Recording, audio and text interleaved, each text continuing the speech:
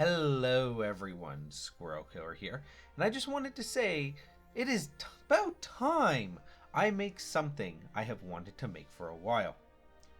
Monster Hunter Wilds is around the corner, and something I've wanted to do for myself for a while is a particular run in Monster Hunter World, something I call True Monoset. I am also going to preface that I am drafting this section primarily before I even attempt a challenge, setting all my rules and limitations here and now, as well as clearly defining how far I am allowed to stretch things now so I am not tempted to do so later. So let's do that while we get through the introduction of the game to the point where any of this matters. I will have obviously come back to polish this up and fill in some important details if necessary, but I will not be changing the rules from what I wrote down here before the challenge began. The rules on the surface are simple. Complete Monster Hunter World and Iceborne up to and including Shara Ishvalda, only equipping monosets, and that includes the weapon. What this means is all pieces of equipped armor and my weapon must come from the same set. At least for the most part. We'll get to what all this means more in a short bit. I am also going to toss in that our Palico has none of the restrictions our handler does. This is entirely because I make the rules and I usually dress my Palico based on what I find cute, with only the weapon being adjusted for mechanical benefit. We do need some other rules just to make it clear what limitations I plan to put on myself to stick to the spirit of this challenge. Firstly, no mods that affect gameplay. I'm using quality of life mods. A few I forgot to enable before my first session as I got a new computer since the last time I played, so you will notice them visually in the form of unbloated attack values, a mod to make it easier to see drop items and pods from monsters, and one that tells me the monster's elemental weaknesses. These are primarily here to save me time. This challenge is going to produce a lot of footage and be very time consuming without me scouring for shinies or looking up weaknesses. I like the unbloated damage values because that is just what I prefer. I like the numbers I use for my map shown directly. There is also one to mark grinding lands gather points on my map, but that won't be seen in this run. Second rule is a ban on using certain items. The main thing is no using the Guardian / Defender gear, as this gear is way too good for what it does. I also won't be using layered armor. This is more of a look, I'm being honest limitation, and to make it easier to follow what is being done. The final additional rule is no multiplayer deliberate glitches or other ways that this could be circumvented to defeat the limitations and weaknesses of my challenge imposed restrictions related to equipment. All items, decorations, charms, capabilities, environmental traps including potentially deliberately starting turf wars and getting higher tier gear from later on are permitted. While I doubt this will be too difficult for most of the challenge, I do want to keep my options open to get around the issues I might face and keep it possible in any form. Now we should get back to defining what a monoset is. A monoset is any armor set that all comes from the same monster. This is contrasted with a mix set where you take parts from multiple monsters for the sake of your build to get a more optimal combination of skills. A true monoset is a monoset that includes the weapon that goes with it, like you see what NPC hunters use, for example. As this challenge was inspired by wanting to see how good it would be in Monster Hunter World to go all in on one set at a time, as typically we do mix sets in this game. I am also very critical of how poorly the skills synergize on the armor sets in this game, so I really want to see if it is as bad as my usually hyper optimized ass thinks it is. I am permitted to leave slots empty to equip an incomplete set, so long as the weapon and armor with slots that are filled do come from the same set. We do have some special rules for certain sets and weapons. These are lengthy and mostly exist to cover all kinds of weird edge cases. I'll toss some graphics on the screen that covers all of these exceptions, but I'll ramble off the main ones. This is what I'm calling the wildcard rule. This rule refers to specific sets that leave certain ambiguity. This is to cover all those sets that aren't related to a monster or those which don't have weapons.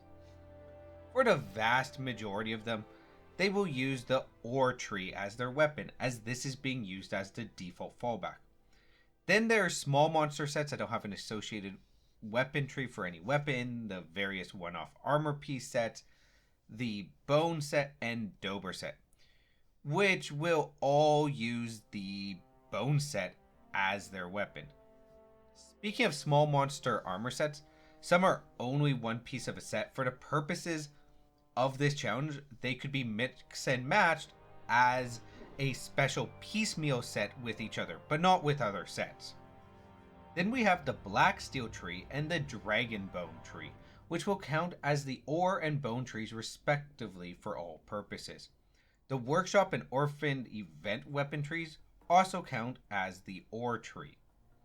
The various elemental weapon trees which don't explicitly list a monster they belong to will be treated as if they belong to the set of their predominant monster. For example, if Greatsword, this just means the ice element tree is Legiana, the thunder element tree is Tobi Kadachi, and the water element tree is Geratodus. These will shift into other monsters in the expansion, but the next section will cover those. The next special rule is the morphing tree rule.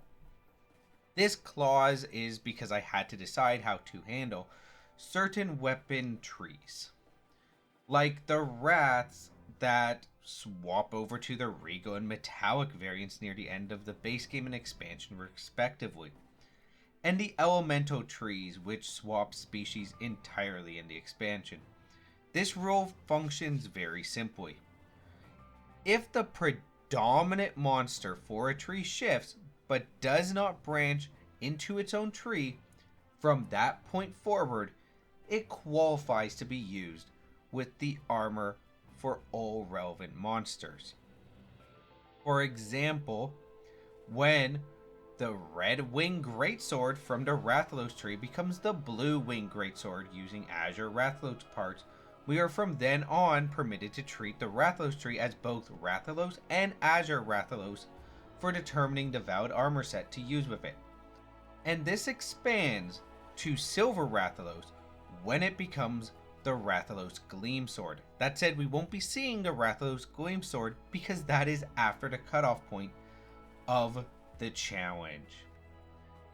If all of this is too confusing, a simple way to think of it is if the weapon tree name doesn't obviously line up with a particular armor set, then it goes into the ore or bone wildcard pile, depending on if it is more guild or monster set in style based on vibes. If an armor set likewise doesn't seem to go with any particular weapon tree across the 14 weapon types, then it goes into the wildcard piles, also based on vibes. Elemental weapon trees are determined by their dominant monster parts. If the main monster used for upgrading a tree changes, but the name doesn't, then all the monsters in that tree up to that point count as the same monster for determining the set. The funny part? I barely used any of this. I just picked up a dragon bone weapon once and I used the morphing tree rule for Rathalos. A soft rule, one I am allowed to break if I feel it is necessary, is I am going to avoid changing weapon for this challenge. I am going to use this challenge as a chance to learn to be actually competent at Greatsword. I predominantly play Switch Axe and Insect Glaive. So this is something to make this a bit harder and to make it more interesting for me.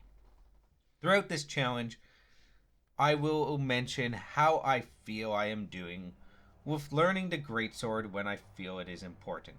I can say in retrospect, however, that I never changed weapons. The biggest challenge I expect to see is one of the sets that includes the right skills not having a greatsword for me to use, or not having a good enough greatsword to justify the effort. The weapons are worthwhile, may not have very good skills on their armor set either. So this is actually going to be a bit of an issue throughout this challenge at certain points. Monster Hunter does have RPG style math and stat checks, and meeting those will be important at a few points, though I won't be doing any of the most difficult stat checks in the game.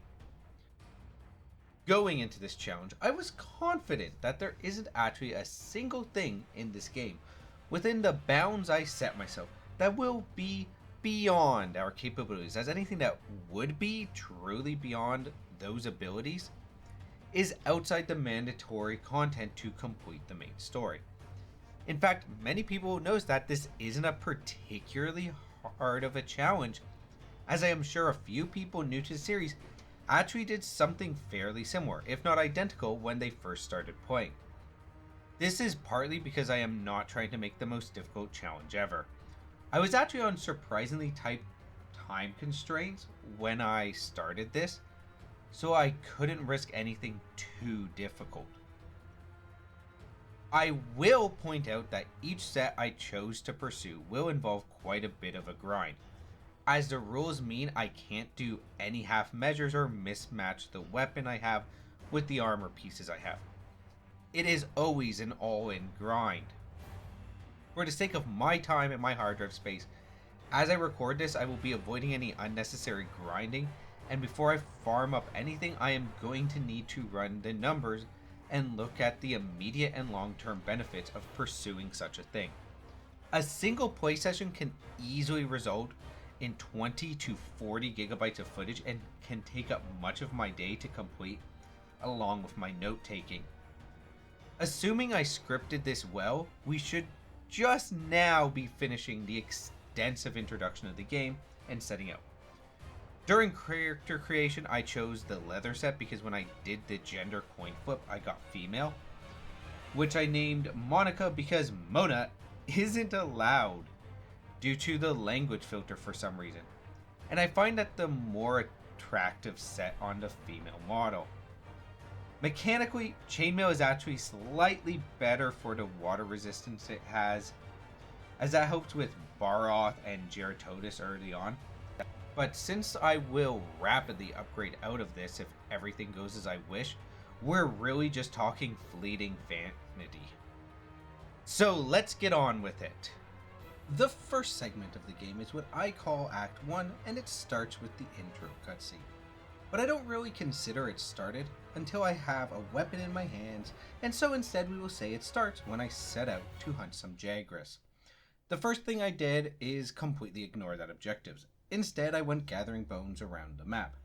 I just ran around randomly while trying to find things based on memory, going until I felt I did enough.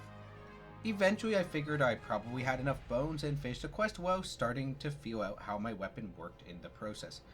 I will also point out that during this, I did try to get the delivery for the camp in Area 8, but it didn't count this time because progression reasons, despite getting the voice line.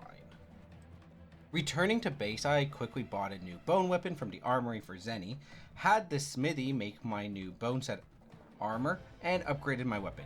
The bone set in all three iterations was the closest thing I could describe to as a crutch for this challenge.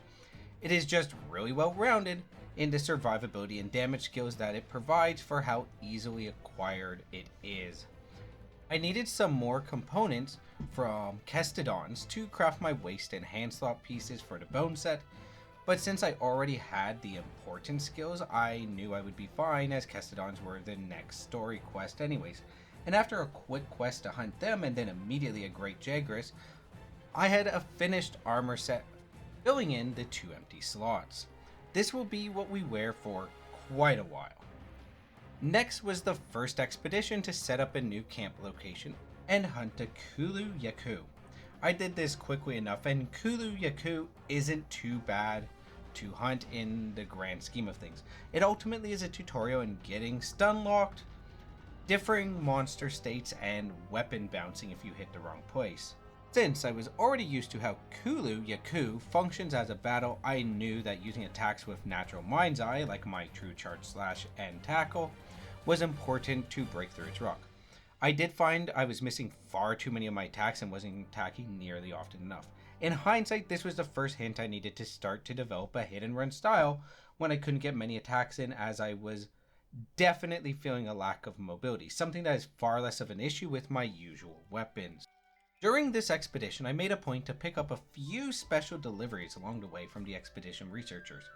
A trio I will be tending to fairly consistently, even if I don't always mention them throughout this adventure, consisting of the endemic life researcher, the Piscine researcher, and the Linian researcher, and knocked out most of their tasks. I find myself often being a bit slow to handle the Piscine researcher's tasks throughout this challenge, and that is mostly because I just am bad at remembering where certain fish are compared to Linians and endemic life. I knew that before I returned to base, I wanted to ensure that I went to the top of the map to make friends with the local Linians, the bug catchers, and to find a camp up in the branches of the ancient tree. I neglected to discover the Area 8 camp for the ancient forest simply because I did so during my first quest when I was collecting bones and didn't realize it wouldn't count until after this expedition. Once I had these tasks done, I returned to base and swapped out my Palico's gadget for the new Flash Fly cage. This gadget was deemed to be the most useful to me for now, as it gives multiple crowd control benefits, making it good at keeping the monster in place for my big and slow attacks. Getting gadgets requires making friends with the local Linians. Making friends with the Linians in each region also provides me with access to a tail rider for that region, which can assist with chasing down the monsters, as well as grants me the ability to recruit local Linians as well as the local small monsters as tail raiders, temporary companions to help make up for the lack of multiplayer help. Doing these little tasks is what the Linian researcher wants of me, but you never actually need to talk to him for them to count in most cases, so I often skip him entirely. The most valuable part of doing these in most cases is actually the tail riders, but the extra assistance on our hunts also will prove a useful tool in a few occasions, as each Linian tribe, if they are found during a hunt, will actually use their bespoke gadget to assist us, which can be quite valuable in the long run. The next step of this story involved fighting a Pookie, which was the first monster I had to pause and think about how much preparation I wanted to make. Pookie is the poison tutorial monster, and since I didn't yet know my weapon and was taking an embarrassing number of hits as it was, I decided it was important to stock up on as much herbal medicine as I could for now.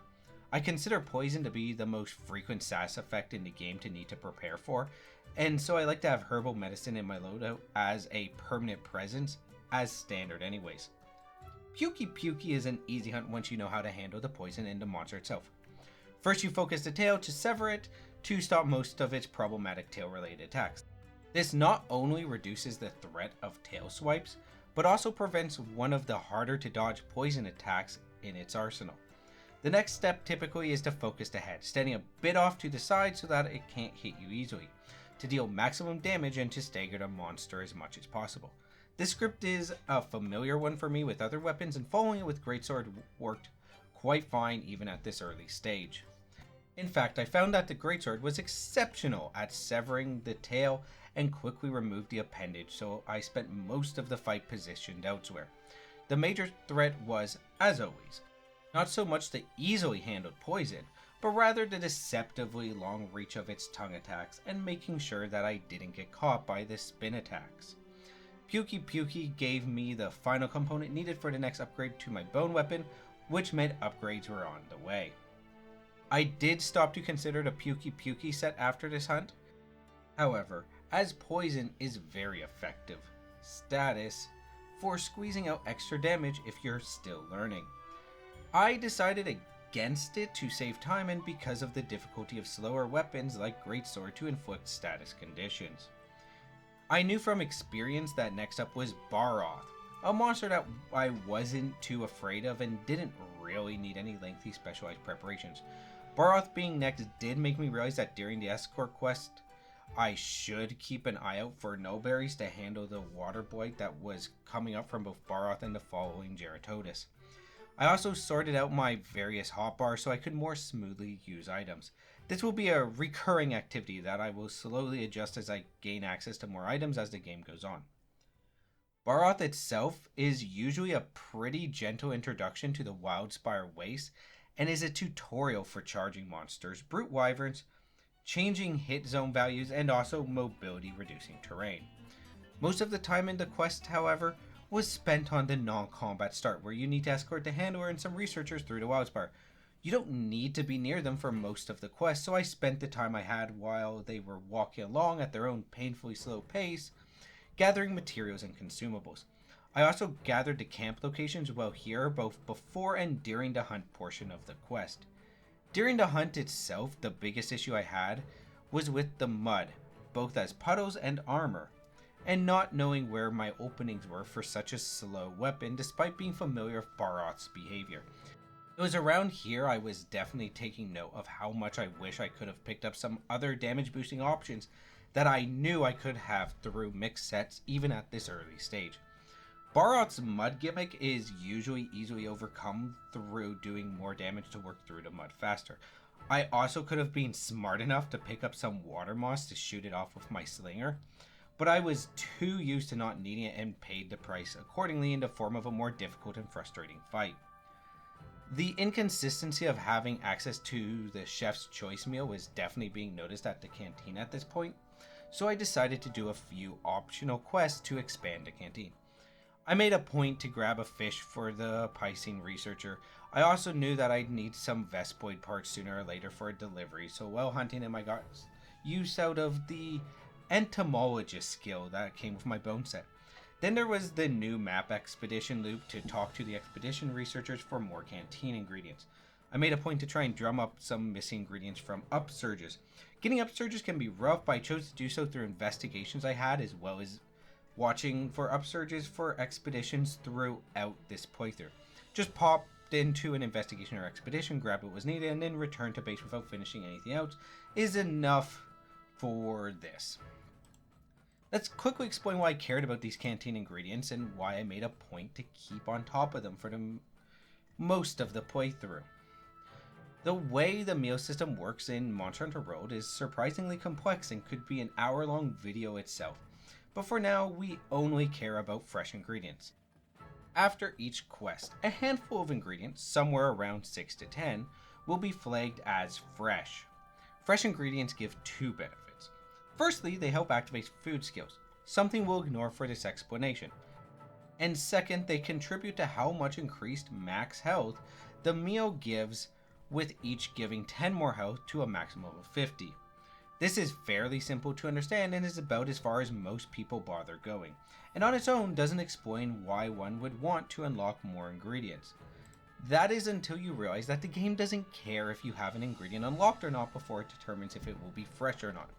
This is likely because ingredient access is determined by what each person has unlocked in the entire lobby and not the individual player, so usually playing in a lobby with other players this isn't too much of an issue, as between all the various players in the lobby you'll have access to most ingredients simply due to people unlocking them on accident. However, since I was playing in a single player lobby for this challenge, I had to unlock each ingredient myself. This will maximize my chances for fresh ingredients. If you can make the majority of a meal out of fresh ingredients, that grants you access to the chef's choice meal. It should also be noted that all the default meals at the canteen favor fresh ingredients.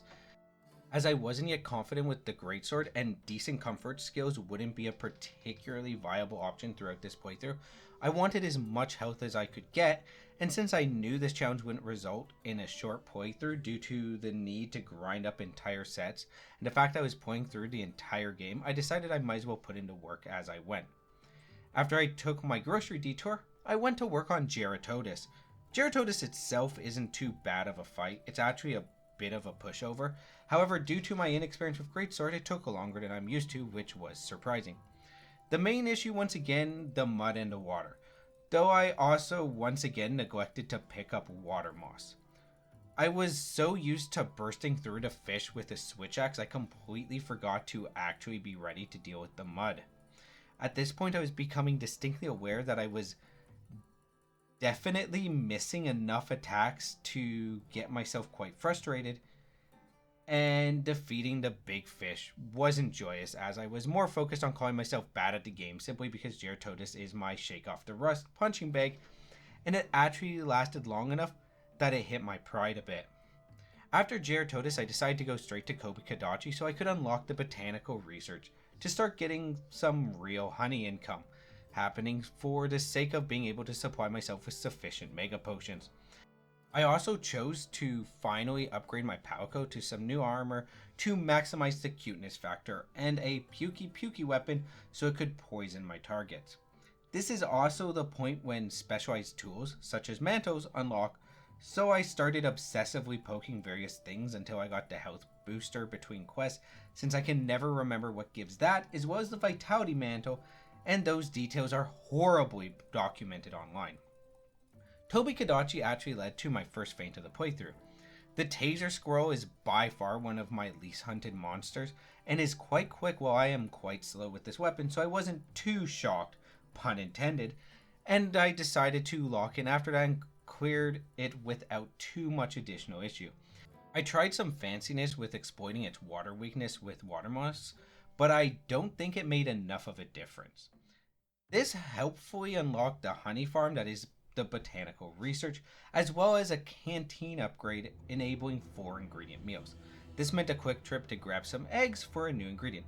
I want to point out that the egg transporting quest actually was affected by our challenge restrictions, as it meant I couldn't just make and use some Kulu Yaku gloves due to the lack of a Kulu Yaku greatsword to get the pro transporter skill to make it far easier and safer by letting me move fast enough with the eggs to do it in a single Gilly Mantle cycle. I actually was almost too slow to pull the eggs off flawlessly. This is where I considered farming Geratodus to get a damage boost and a decent water weapon. The question was if that was worth chasing. Geratodus armor gave the focus skill, something that would be useful in this run since it would allow me to charge my slashes slightly quicker. But other than water attack and potentially ice resistance, nothing else would be of much importance from the set. It would also once again require sacrificing health boost, and the damage increase it could offer was quite small and situational. I also knew that greatswords aren't great elemental weapons, though they are better than people think, and Anjanath was coming up and weak to water. After crunching the numbers and considering the time investment and what it would give me, I chose to pass on the Geratodus set. The time investment wasn't worth it. Anjanath is the newbie wall of this game, and even if you're a somewhat experienced hunter, he can prove to be a bit of an ego check if you aren't familiar with your weapon and don't have the gear to overwhelm Anjanath through stats alone. This hunt didn't so much represent a step up in difficulty despite carding me twice, but it wasn't a complete cakewalk and was definitely the hunt that provided enough difficulty for me to finally start to put together how to use the greatsword. Thanks to finally having some pressure on me to shake me out of the constantly daydreaming state I was in for the majority of the previous hunts, where I was mostly thinking about what was coming next and what to write in my notes as a protoscript, an issue that will plague this entire challenge. Rather than what I was doing in the moment, I started to be able to focus enough to put things together. I got a better feel for how hard my different swings hit, whether or not I could fit in a smaller hit and get some damage rather than going for my true charge slash with too small of a window and getting none, and how to get the most out of the swing possible. The highlight of this hunt was actually the tail sever, just due to how much it resembled one of those ideal cuts that you expect to see when showing off a showcase of the greatsword's potential. Defeating Anjanath marked 3 important milestones for me. Firstly, I wanted the Anjanath set for future content, as it is a solid set that would prove effective against several upcoming hunts, and defeating Anjanath the first time made it possible to get access to the quest to farm. Second, Anjanath happens to drop the needed material to upgrade my bone set weapon again to further increase my damage. Finally, Anjanath is the gatekeeper to the first of the 2 terrible Zora Magdaros segments. Before going into the first Zora Magdaros segment, I chose to dump what armor spheres I had into upgrading my bone set armor for some extra defense. Yes, this does mean I am going into Zora Magdaros with the bone set still. So while we beat down this beast, let's talk about why that is the case. When I was first pointing out this challenge at the start of this video, I pointed out that armor skills and decent weapons might be a bit of an issue to get together.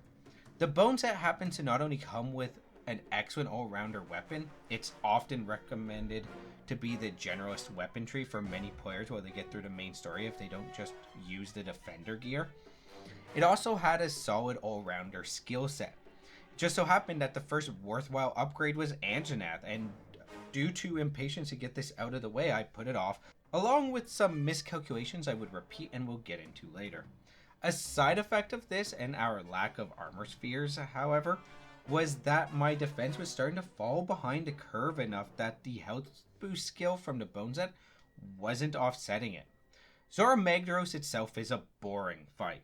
Shoot some cannons at it until it decides that it needs to be bound with the ballista. Then shoot it some more until it decides you can get on its back. Quickly destroy the magma core, something I did quite easily due to the absurd burst damage of the greatsword against stationary targets, and wait until Nergigante decides to spawn. I got reckless and dumb and carded against Nergigante, but I can't really be bothered much by that, as it doesn't even matter as the fight is on a timer unless you burst it down quickly enough. And at least the action woke me out of my boredom-induced stupor. After a cutscene to show off just how cool Nergigante is, we can consider Act 1 completed. This quest really is just a set piece and borders on an auto-scroller. After the cutscene woke me up, it was time for the second act. Going into Act 2, my first priority was putting in the work to get that Anjanath set. The Anjanath set would bring with it a beefy increase to my damage, both from a jump in attack as well as the addition of fire elemental damage, a pile of fire resistance, a beefy spike in defense, reduced stamina consumption for running as well as universally reduced stamina when below 40%, and a nice beefy amount of fire resistance. The downside is it has negative affinity, meaning that 30% of the time it does 25% less damage, as well as it doesn't come with health boost, so I would see a decrease in total HP despite a net gain in total effective health. The reason I didn't farm this before Zora Magdaros was because the fire damage wasn't going to help against the Molten Mountain Dragon to mitigate the hit from negative affinity, reducing the damage of nearly a third of my attacks, as elemental damage isn't affected by critical multipliers under normal conditions, and I wasn't sure how much I should worry about the negative affinity against the magma cores, which in hindsight wouldn't have actually been that big of a deal. When it came to actually farming, I decided to start by knocking out an event quest for 2 Anjanath for an initial spike in materials, and then the focus was on investigations once I got one. It turns out that Anjanath pelts are needed to complete the delivery to unlock the Area 17 Ancient Forest Camp, and this meant that I could exploit that camp's position to unlock a new canteen ingredient by stealing some wrath eggs for the chef before returning to the Anjanath grind. The most annoying material to farm here was the Anjanath Fang. These are fairly easy material to get one of per hunt if you focus on breaking the head, but the issue was I needed 7 of them and they were rather uncommon from other drop sources. I managed to get a capture investigation with 3 silver crates, however, so that made it a bit easier, as it allowed me to be able to capture the monster repeatedly for the extra reward at 15% and 3 extra chances at 18% each for the Fang. After I farmed up the full set, I got around to progressing the story into the Coral Highlands. Anjanath was a valuable increase in my offensive and even defensive abilities going forward, and so until further notice we'll be using it. The Coral Highlands have a minor step up in difficulty, but not too much, as the game assumes you'll actually have access to decent enough selection of options going forward to start figuring things out. For us, it was just a progress mark that I knew I'd want the Anjanath set for. During Story Expedition, I chose to hunt the Titiyaku that you need to trigger a cutscene for, but not necessarily hunt. for the story simply because I wanted to in the moment. I also made a point to do typical expedition tasks concerning getting new ingredients, talking to the expedition researchers, and helping out the local Linians with another Titiyaku. Palumu was the next monster for the story, and was one I was curious about how tough it would be. It tends to float in the air a lot, and I wasn't used to fighting flying monsters with this weapon yet. I often find Palumu is a monster that new players have a decent amount of trouble with due to the fact it flies and they don't yet know how to handle such things. I find it annoying due to the ground slam attacks it does while inflated and flying, having a surprising amount of stun on them, and this being one of the very few hunts that actually uses wind pressure. The fight itself went fairly well, and was needed practice to get a better feeling for my vertical reach. Something I started learning against Anjanath targeting its head. This let me move on to the Rotten Vale expedition, where I decided to hunt Great Gyros, as I figured that I would like access to seeing what it would take to get a paralysis option later if I felt the need. So as soon as I arrived, I quickly dealt with a Great Gyros, who was less of a challenge on its own and is primarily a challenge due to the smaller pack members paralyzing you from off screen. With a completely optional hunt done, I then went back to clear out the Radobon that was needed for the story progression, which wasn't a particularly noteworthy battle, as so long as you know you can attack a rolling Radobon to knock it out of the roll for an opening, it is an easy hunt. Doing this unlocked Tail Raider Safaris, which I generally just send out there and hope gather materials I end up needing without me needing to think too hard about it. Before doing anything else, I chose to visit the smithy and look into Palico upgrades. What I was hoping to see is a Gyros tree for paralysis, but while that wasn't present, I could make the Kitty of the Valley rod from the Ladybug tree for paralysis anyways. From now on, just assume that if my Palico gets a weapon upgrade, I am just upgrading this weapon to its next rank. Palicos don't provide enough damage for me to view them as part of my combat effectiveness, but what they do provide is an auxiliary source of a status condition that I can exploit. My personal preference for such being paralysis. Next, I decided that I should upgrade the Botanical Research and Canteen, as well as do the Go-Getter questline, which leads to a low-rank Kieran hunt for the Thunderproof Mantle before I pushed forward. I did these in a rather chaotic and intermixed order just because I felt like doing it all at once and let whimsy guide me. For the canteen, I had to gather some cactus, then I did a Go-Getter's quest for Kulu Yaku. Next was to fight a Rathian, a monster that has had minimal changes throughout the series, with it mostly being remixes of the same attacks and combos with maybe a bit of a twist to the animation and hitboxes. With the most meaningful change in world being that severing the tail removes its poison from tail attacks. This means that the priority for fighting Rathian looks a lot like Pukey Pukey and how you handle her. This actually means for a veteran hunter and a new hunter, Rathian is a good measure of how you're doing overall, and I deem myself as making progress with my greatsword usage. Though my engagement positions were hardly favorable, with poison pitcher plants and cliffs putting me in bad positions. Then I went on a quick Baroth capture for the Go-Getters, and next I found myself gathering abalone in the Highlands before a quick Palumu capture.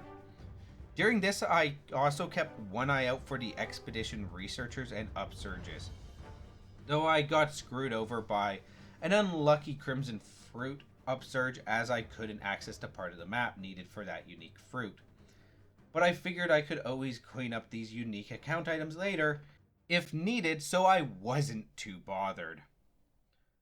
I then had a bunch of small monster quests for a variety of benefits up next, so I did those with a bounty to cull small monsters to get extra rewards for it. These quests were pretty quick, though fighting wing drakes was a bit of a pain, but gave me the cleanser booster, so I was perfectly fine with the effort. I could also quickly hand in some deliveries for more improvements, and all that was left was to clear out a Legiana so I could go into the bottom of the Rotten Vale. Legiana is the first ice monster of the game and the only one in the base game, with the real threat it poses being Ice Blight and our Anjanath set's weakness to ice. Due to this combination of issues, I went into the hunt planning to avoid elemental attacks of the monster. This didn't work out too well as I'd forgotten about the lingering Ice Blight fields it leaves behind, but I ended up capturing it for an early end while I geared up for the Odegarin battle next. After a quick trip to take advantage of a fossil upsurge before I quickly dropped off another delivery for more canteen ingredients. Odegarin was a monster I wasn't sure how my matchup would go. The Cruel Claw Wyvern is a fairly aggressive and fast monster that focuses on mobility, which means hunting it is often more of a feeling of a frantic sprint than the marathon most monster fights are like. If I had been thinking, I would have brought some items to help with the bleed it inflicts, but as I was lacking in foresight, I had to crouch away the bleed.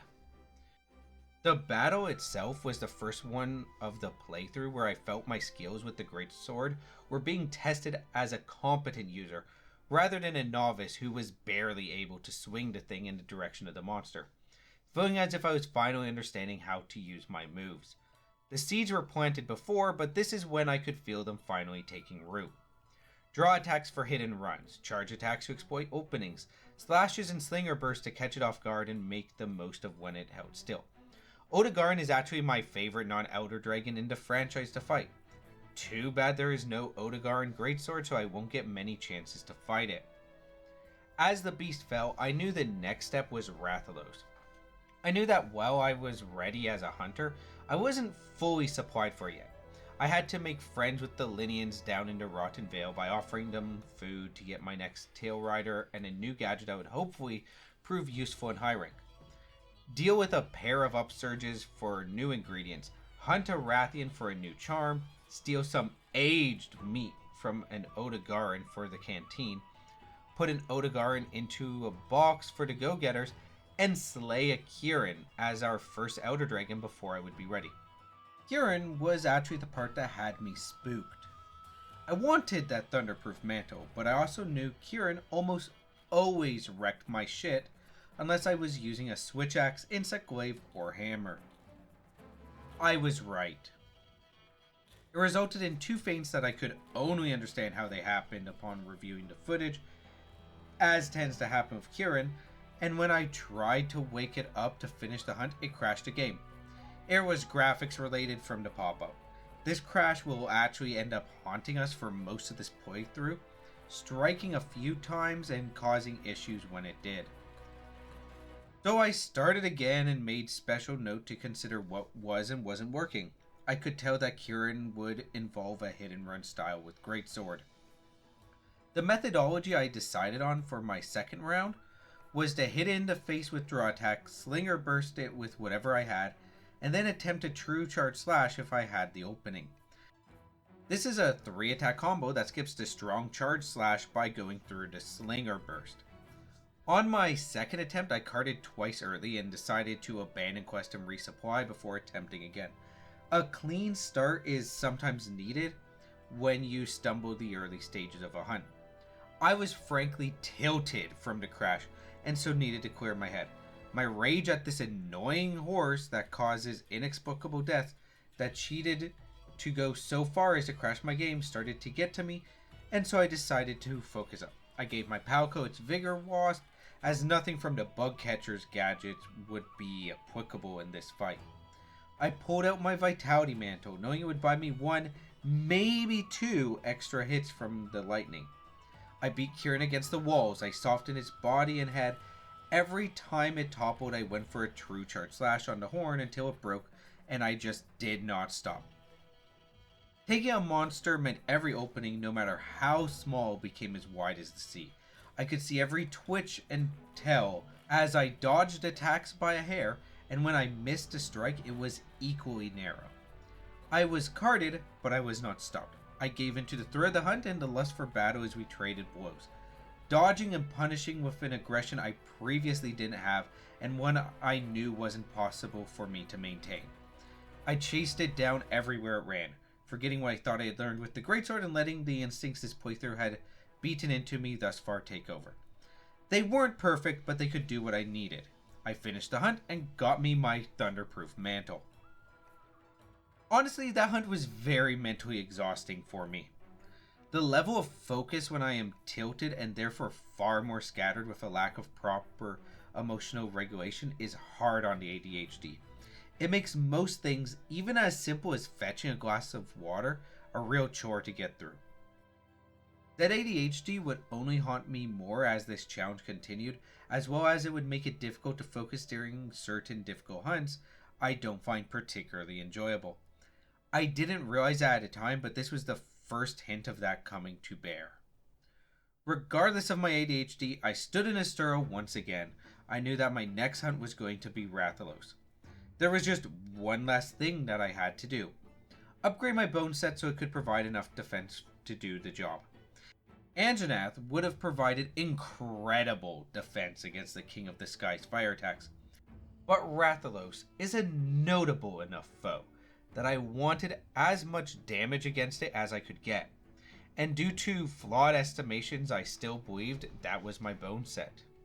This is the same mistake I made against Zora Magdaros, with the same overestimation of the negative affinity found on Anjanath's weapon, with the 30% chance to lose 25% of my raw damage, having me unnecessarily spooked. I consider low rank to have 4 potential walls, one of which is optional. Anjanath, Kieran, Rathalos, and Diablos. For a challenge like this where I'm using a weapon I am unfamiliar with and not having proper builds, I want to treat each of these as viable and worthy threats, but I also want to minimize the unnecessary grinding for new sets.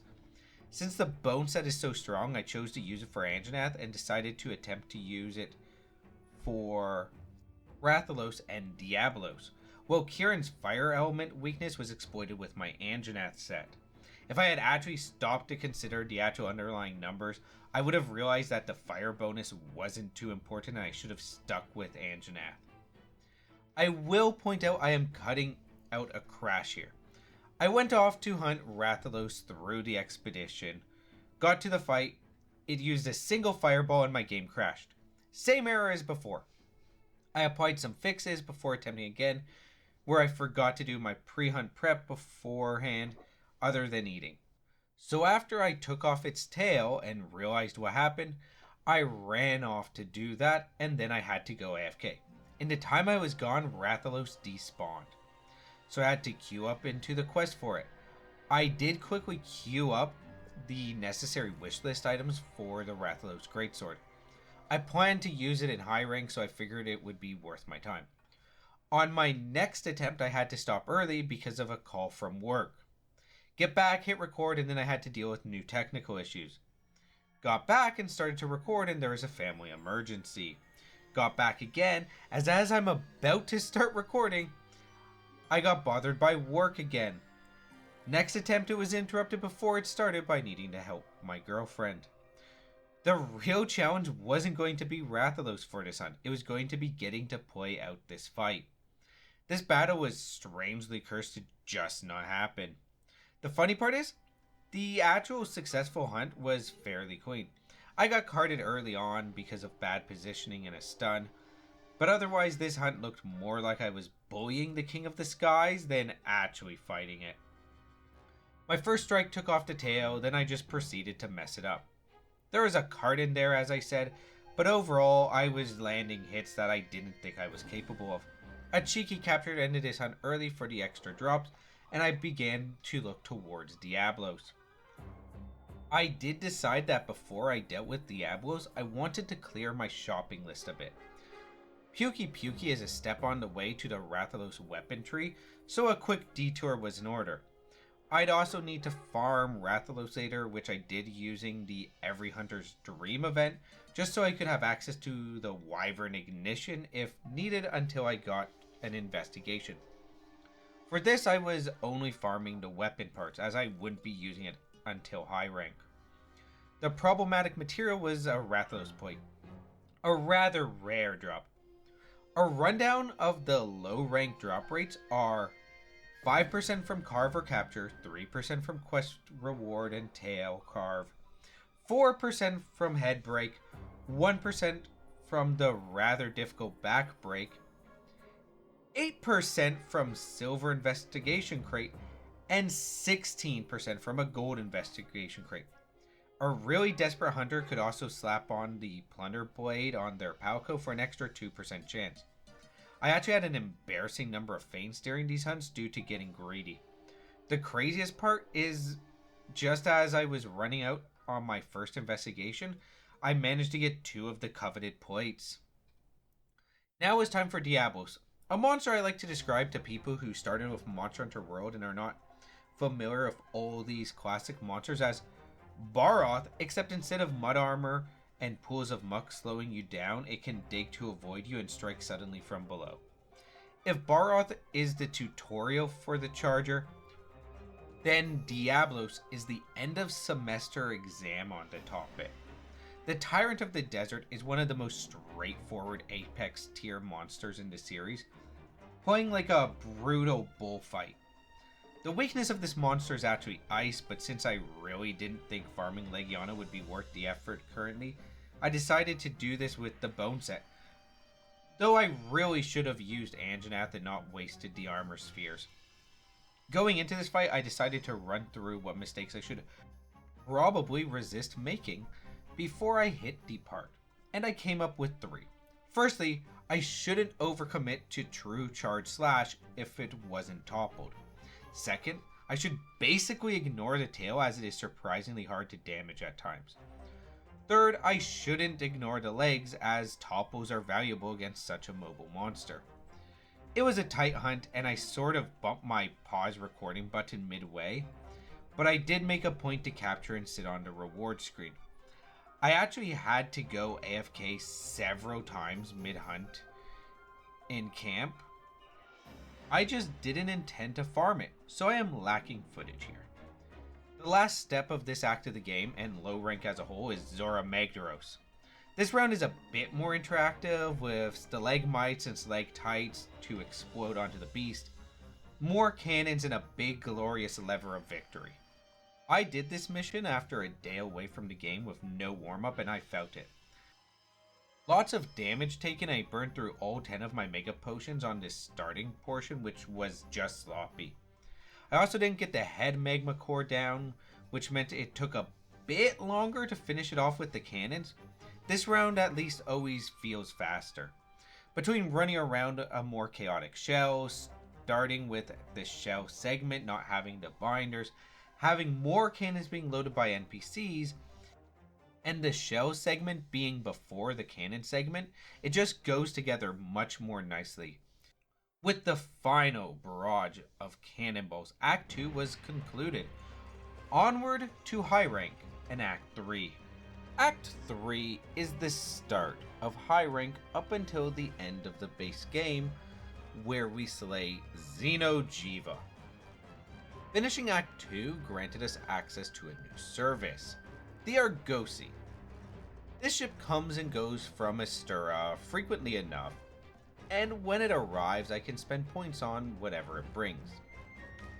It has 3 loads of randomized cargo you buy as a bundle, and you can't really control what that cargo is other than by broad categories. Going into Act 3, I chose to have it bring 2 loads of consumables and 1 load of trade-in items. This will provide a solid supply of Zenny and consumables while acting as a sink for my research points. But in the long run, this will be set to be all trade-in items to make sure I never run out of Zenny.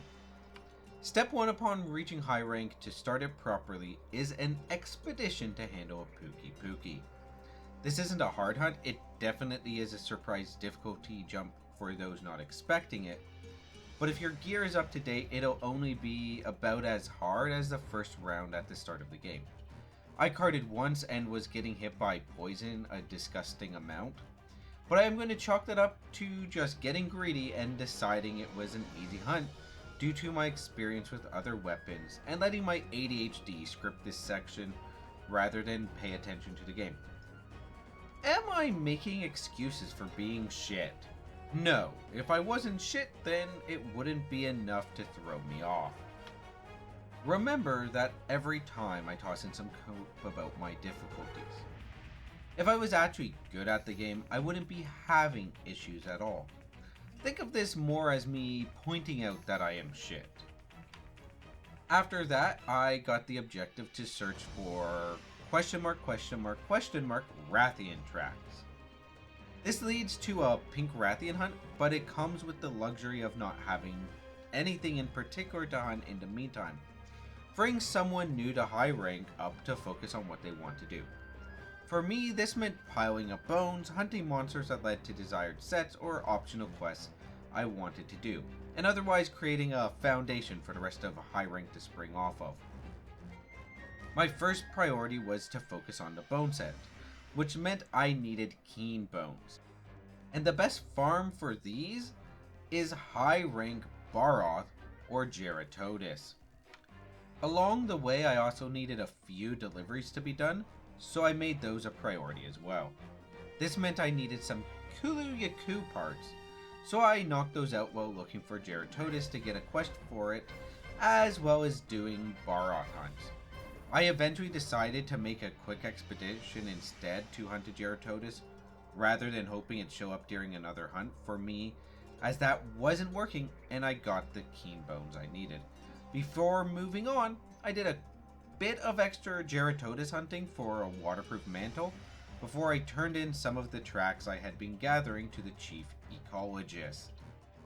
After getting a weapon upgrade, I ran down an Anjanath hunt for the story, where I first gathered up the bones I needed for the rest of my high rank bone set before hunting and capturing Anjanath.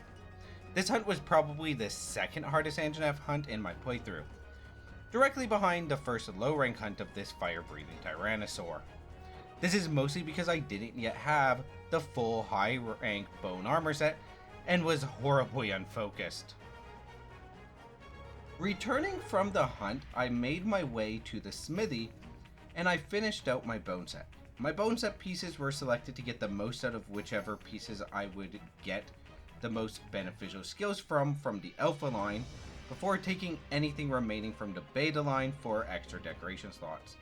Since I won't be using mixed sets and I won't have many decorations to work with due to the reduced grinding for the sake of time, I will be taking a good number of alpha set pieces throughout this playthrough anytime I build a new set, as I don't have the option to min-max enough to prioritize beta set pieces and their extra decoration flexibility.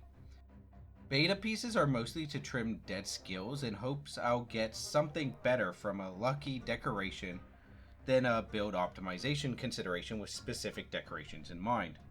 Since I thought I was going to be farming the Anjanath set, I wishlisted some parts for it, and I went to the upgraded canteen to have my first 6 ingredient meal of this playthrough, before I set off for a special arena quest against Anjanath to get a start on the expected grind.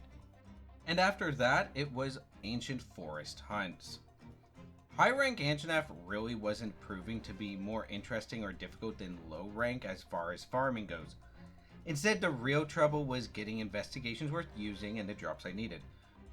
While I didn't yet have my Anjanath set by the time I unlocked my pink Rathian story quest, I chose to do that first as Anjanath was a bit of a stepping stone, and if I could somehow get to Rathalos first, I would actually prefer it over the Anjanath set. Rathalos was simply a better weapon and armor set with better skills. Pink Rathian is a step towards that superior set. So I fought Pink Rathian, who is never a remarkable hunt, and in this case was apparently so unremarkable. I have no notes on the hunt against the Cherry Blossom Fire Wyvern. My hunt simply stated that I intended to hunt her, that I got a Rathian Ruby for a better health charm, and then I talk about how this unlocked the Elder's Recess. I had hoped that I could be focusing on the Rathalos set I desperately wanted, and figured that I should be able to get a Rathalos high rank optional quest if I saw one in an expedition now, since I had access to high enough level quests. and that would make it something I can reliably hunt, and thus clear my Anjanath set wish list and go straight to it with a slightly better bone set weapon. After getting that Rathalos expedition handled, I sadly couldn't get the quest added, which told me there was likely something silly forcing me to do the Elder's Recess first. So I begrudgingly went there next, and quickly went to each monster's scripted sighting location, gathered some items, and dealt with some Nergigante evidence collection. This was enough to gain me access to Rathalos as an optional quest, allowing me to work on farming a new high-rank Rathalos set. Due to the sheer quantity of parts I needed, I decided to break as much of the monster as I could and give my Palico the Plunder Blade. After all, we were looking at quite the shopping list and quite a few hunts. Luckily, I got some of the rarest drops to start. Unluckily, the investigation roles weren't panning out any Rathalos investigations, and anything would be better than the nothing I had. So I just had to keep grinding it out. The real annoyance here was Rathian during the early stages. The Wraths tend to come to each other's aid, and as a team they're quite a threat, due to the fact that their attacks are rough to dodge in tandem. I knew going in that the Medulla was going to be a problem, as Rathalos Medulla needed a back break for its highest drop rate, something that isn't quite efficient to do with the Greatsword. This is why I wanted an investigation so bad, as it would help with these parts that are hard to access with my chosen weapon from breaks.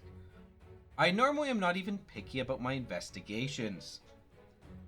I just require that they can't have restrictions I think I'll fail, they need to have crates that actually give the drops I want, and they need to be exclusively made up of the monsters I need parts from. This is a case I broke one of those rules and accepted a Pukey and Rathalos investigation, risking the drop pollution from Pukey in the name of being able to get any extra drops from Rathalos. Eventually I got the Medulla, and with it I only needed 4 more Carapace, meaning the longest grind yet was almost done, and before long it was. I forged my new set and began planning out the last of the base game. The final few hunts of the base game story are a sequence of Elder Dragons. The first being Nergigante, then there's going to be a trio that could be done in my choice of order in the form of Vel'Hazak, Kushala Daora, and Teostra. Once those are cleared, I would just have Xeno'jiiva to close out the base game. Before I made that final sprint, I knew I'd want my Rathalos weapon to be further upgraded, so I made a point earlier to wishlist those upgrades. Rathalos would require Azure Rathalos parts to finish, as well as a minor part from Teostra and a Wyvern gem. Before I gathered up any new parts, however, I decided to quickly handle Nergigante. This was just so I could actually make progress towards the other Elder Dragons in the process. Nergigante was a hunt I was concerned about going into, as the Eater of Elders hits hard, can be hard to hit back due to the spikes hardening, and I wasn't familiar with the fight with Greatsword. Turns out, well, I got carded twice, both times were surprisingly late in the battle when I started to feel cocky, and was too busy thinking about what notes I would write for this script. That's right, I was finding Nergigante so easy at this point, I got distracted mentally writing notes for the video. Fucking ADHD and an undisciplined mind is more deadly than the flagship of this game. A major asset to this fight was that the Mind's Eye bonus from my Rathalos set was preventing bouncing. I even made a point to use some Dragon Pods to help handle the spikes to keep damage up, as those inflict a surprising amount of Elder Seal, which helps clear away the hardened spikes to expose the better hit zones again. At this point in the script, I realize I am not talking about how I am improving with a Greatsword anymore. This is mostly because at some point when I thought I was merely just learning how to use my chosen weapon against specific monsters, I actually turned out to just ended up knowing how to use the Greatsword in general. I still couldn't consistently judge my reach on my true charge slash at times, and I was still occasionally missing more hits than I was hitting. But for the most part, I was hitting the target when I needed to, and had a good idea how much I could get out of the great sword. With Nergigante slain, most of my hunts going forward would be helping me gather tracks needed for various outer dragons for the story. I started by farming Azure Rathalos, starting with an optional quest for another mantle that involved hunting both Rathalos. I also noticed I was getting low on rations and decided to handle that one myself by making a point to start hunting raw meat again when I noticed herbivores in my path and oven roasting it. Azure Rathalos is very similar to normal Rathalos, just a bit more aggressive with more swooping and more fireball into dive combos. So other than just being distracted on the hunt leading to some messiness, it went quite well. I only needed one to get most of the materials I need from it in high rank, leaving just a few bits to be picked up later so I could quickly move on to the Wyvern Gem. The hunt for a Wyvern Gem was a lengthy and eventful one. I chose to start with Palumu since I needed those parts for a delivery, and then moved on to Baroth so I could gather Teosta tracks. I wanted the Wyvern Gem before I dealt with the Elder Dragons, so I focused on that while still making sure I could gather the tracks needed. Once I had sufficient Teosta tracks, I shifted gears to Radoban, so I could gather Valhazak tracks while I continued to farm the Wyvern Gem, using an expedition to site Radoban for the optional quest, and also to quickly hunt a Great Gyros for a Palico weapon upgrade. Radoban is actually a great farm for Wyvern Gems, as it is an easy hunt with solid drop rates as well as a head break chance, giving an extra roll for the Wyvern Gem per hunt. Quantity of drop chances is a big advantage to farming such a rare drop chance. So the fact that we can get through Radoban quickly for more attempts and get a good number of rolls per attempt really makes this a great option. If we could do Black Diablos as fast as Radoban, she would be optimal despite not having the head drop chance.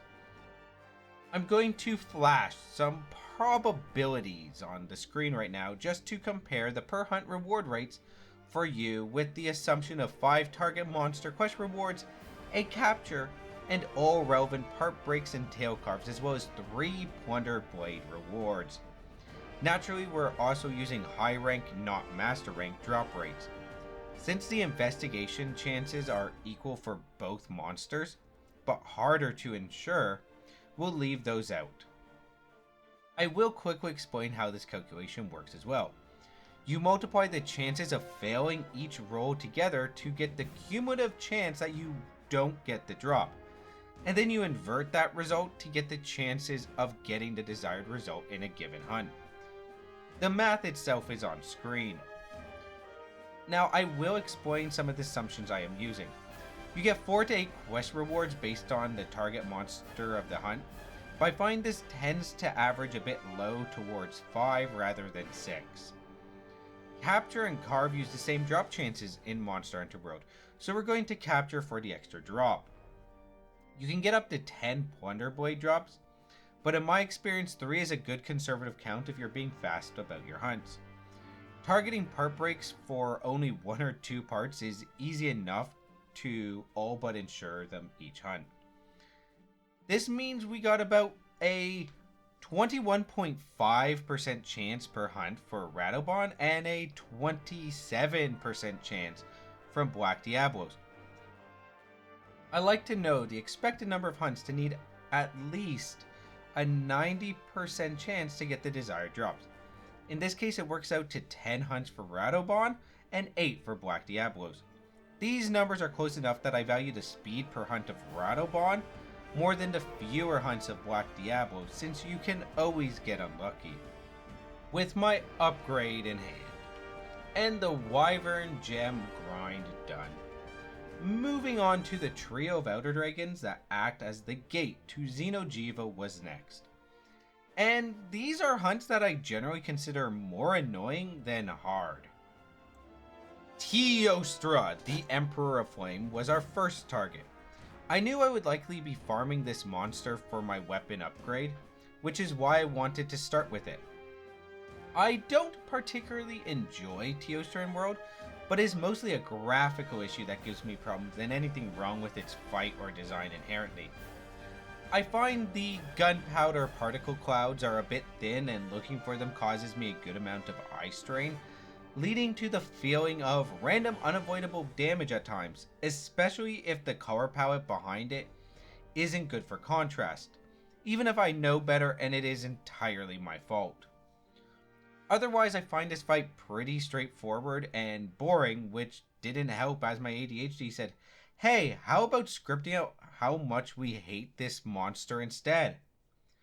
The first hunt is notable for being the hardest hunt I typically have of a playthrough against this monster, due to starting in its unique arena, which can have a lot of bullshit damage coming from below while you're running around blinded by walls of fire. Follow-ups are never as hard due to not starting in the arena. For this fight, I chose a very hit-and-run style, with frequent retreats to camp during zone switches to resupply, so I could focus on an all-out offensive style. What I was after were its horns, as those were needed to upgrade my blue wing to a Rathalos Glint sword. I expected a short grind of probably only 2 or 3 hunts, as I had a 75.6 cumulative probability to get a single horn per hunt, and it was very unlikely to get 2 of them.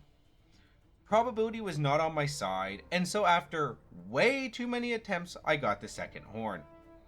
This meant I only needed a Final Azure Rathalos tail, which I didn't bother with earlier, so I snagged that, allowing me to make my final weapon upgrade of the base game.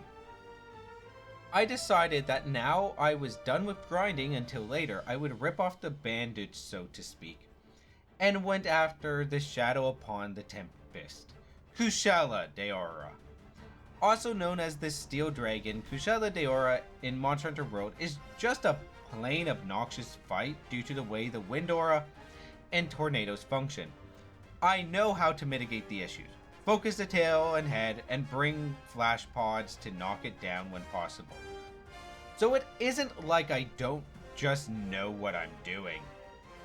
I just feel it is the least fun fight in this game, and it is also the worst iteration of the monster in this series. Luckily, I just had to clear it once for the story progression. For the most part, I found the fight tedious as I got battered by winds and could never tell just how much my positioning was off by. While Kushala was a easier fight than Teostra, partly due to the gear upgrade and partly due to me just being better with my weapon and how the fight goes, Teostra was still more enjoyable, and I genuinely do not like Teostra in Monster Hunter World. Funnily enough, I got my final hit here with a Dragon Pod trying to take a pot shot while using its innate Dragon Seal to shut down the aura for a bit. The final of the 3 main outer dragons before Xeno'jiiva is the Keeper of Hades, Valhazak. Valhazak was expected to be the easiest of the 3, so long as I didn't get overconfident and sloppy.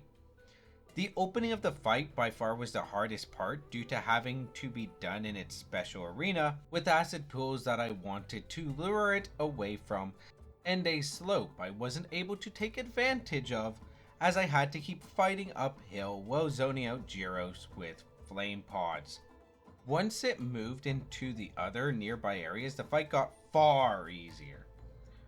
Just kept mobile to avoid their wing drakes, and do my best to avoid getting afflicted with effluvium, curing myself swiftly with my null berries as soon as I could, and healing right back to full. This battle was nice and smooth, all things considered, for a first-time greatsword fight. Xeno'jiiva, the Dark Light Dragon, was next. Act 3 ends with this fight.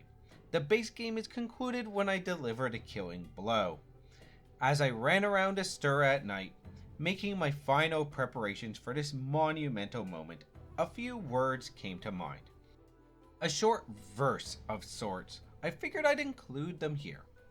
She stood before the newborn, garbed in the vestment of the King of the Skies, to cast down the error who barely opened its eyes. Xenojiva let out its first cry, declaring the beginning of the end of the first half of our journey. It was time to slay this nuisance so we could prepare for our next half. The opening was a moment for me to relearn how it moved and how it fought. I tried to get some early rock drops on it, and did so poorly, messing up repeatedly. I found attacking the head wouldn't be much of an option. Instead, I would focus on the forelimbs. With some feeling out, I ended the first phase and went into the second phase, where it gets more aggressive and wild. Other than a silly feint, because I got greedy and didn't give it space when I should have, and I damn well knew better too. The second phase was fairly simple. Slinger shots flying at the monster, mighty swing slamming against it as I saw the openings. A hit and run showdown as lasers were fired again and again, and my Rathalos Glint sword cleaved through its mark. A monumental conclusion to the base game. I even stopped for a moment to wonder if I would just call the video here. As I watched the final cutscene, I opened up Notepad++ and started typing. I had a lot of editing ahead of me. I had notes from throughout the playthrough to turn into a script, and a solid ending to the challenge right here. It took a week of gameplay to get this far. Did I really want to take on the expansion immediately and do this all at once? It was December 17th as I drafted the notes that would become my script. Christmas was so very near. I was likely to soon need to take several days and maybe even weeks away from the challenge. Not only that, but I would have progressively less time to work until mid-February, so this project could take that long. Did I really want to do so this way? Yes. Iceborne would be the real test of this challenge for, as in all things, the base game was just the tutorial. Act 3 was over, but Act 4 would not begin with Iceborne, but instead would be an intermission to prepare for it. Act 4 is a weird act, as it isn't really an act of the story so much as an interim between two stories. My goal for this portion was to prepare. Before I went into the expansion, I needed two things completed. First, I needed to fully, or at least nearly fully, upgrade the canteen and botanical research so they are ready to go into the expansion. Second, I had to gather up various tools and equipment I would want for the expansion, as I hadn't dealt with all of those yet through natural course. This is also the point I decided to record less dead time to save hard drive space. When it comes to post-game content, there really wasn't much I was worried about, though I did do some of it for particular benefits. The main thing I cared about was the Lunastra questline for the Temporal Mantle, but I also dealt with Deviljho for the Dragonproof Mantle. This is mostly just because I didn't need the rewards from the Witcher or Final Fantasy crossovers, and they didn't really feel relevant to the challenge in any way. I did end up doing the Witcher crossover and never recording it to get rid of Geralt, but nothing about that quest is ever relevant to this challenge since you don't control your equipment for it. I did use his default Witcher Silver Sword though, so you can consider it as still obeying the challenge restrictions. I chose to start with Lunastra to get the Temporal Mantle. This questline starts with hunting a Teostra in the Wildspire Waste, which is a nice change of pace from the Outer's Recess, all things considered, which isn't really the important detail of this questline. It's the second quest, Pandora's Arena, that is something I can only describe as suffering. This quest is simple on the surface. You have 15 minutes in which you must repel Lunastra from this special arena. I made my first attempt, and it turned out to be the first quest I failed in the entire playthrough, and I knew it was time to shift priorities as I realized I was about to have a rough time, but I thought I had a plan for this, so I put it in action. The first step of this detour was to get a fireproof mantle. This was an easy trip that just involved a few optional quests. Specifically, I had to do Dodo Gamma Drama and Sleeping Sylvan Queen to unlock the ability to actually go after the relevant quest. I needed to deal with Dodo Gamma for a delivery anyways, and Rathian wasn't going to likely be a complete waste either. This gives you an optional quest for the mantle where you hunt a Levasioth and Uragon, meaning I could get more deliveries done. Neither of these monsters are really worth discussing in how the hunt went, as this instance of Levasioth wasn't too big of a deal thanks to Mind's Eye and having a solid fire weapon to keep hit zone values up. The second step was a lot easier, as it just meant getting a better loadout together. I believed Lunastra was a heightened issue due to my fire weapon igniting her pools, so I wanted a different weapon. I chose to use the Dragon Bone Count's Bone Claws and selected my bone set and dumped some armor spheres into it. I sadly didn't have the necessary jewels to slot for fire resistance, or I would have. This gave me a loadout that had some Dragon Seal, Dragon Element to help with damage, and some resistance to all the fire damage going on. I also added to my item pouch a Farcaster, which turned out to be useless, and a max potion pair so I could maximize survivability. With my preparations done, I ate for elemental resistance to further mitigate all that fire damage. With all this, my second attempt ended in failure due to timeout. This is because the challenge here isn't simply survivability. Playing it safe and respecting her threat meant I could easily survive Lunastra. The issue was the fact this quest is a DPS check. Lunastra's hit zone values are legendarily bad for melee, with her main weak point being her wings, followed by her tail and then head. Her tail is a pain to hit, her head is dangerous and likely to get swatted with a weapon as slow as Greatsword, and her wings are out of reach. I needed to finish that DPS check while being able to endure her high damage output, though you can mitigate some of that with a cool drink. With this in mind, I decided to make some more attempts where I was far more aggressive and trust on my innate survivability more, but I also knew that I couldn't be dying too much faster than I currently was if I didn't want to time out. I made the decision that if I fainted before the 5-minute mark, I just abandon and reset. And I do the same if that happened a second time before the 10-minute mark. I also decided that I wouldn't spend any longer than an additional hour on attempts for her. I knew that I could easily overwhelm her with master rank gear, and I did have time pressures and hard drive space to consider. After a few more attempts, it was getting late, and I decided that I would give it that final try, and if I failed, it didn't really matter because I didn't really need the temporal mantle anyways, as I primarily just wanted the elemental mantles. It ended in another failure. I just couldn't meet the DPS check while avoiding sufficient damage at this time. I knew that I could come back with better equipment later. I just needed some combination of more decorations and better gear. The main issue is I really just didn't know what option I had access to from high rank to do this with Greatsword within our challenge restrictions. And even if I could figure out the right set to use, I would need to farm a whole new set to do so, and decided I would rather come back with master rank gear and save myself the time in the long run. A decision made 3 parts in frustration and 2 parts out of a desire to respect my own time. I wasn't quite rage quitting, but I would have if I pushed on much longer regardless.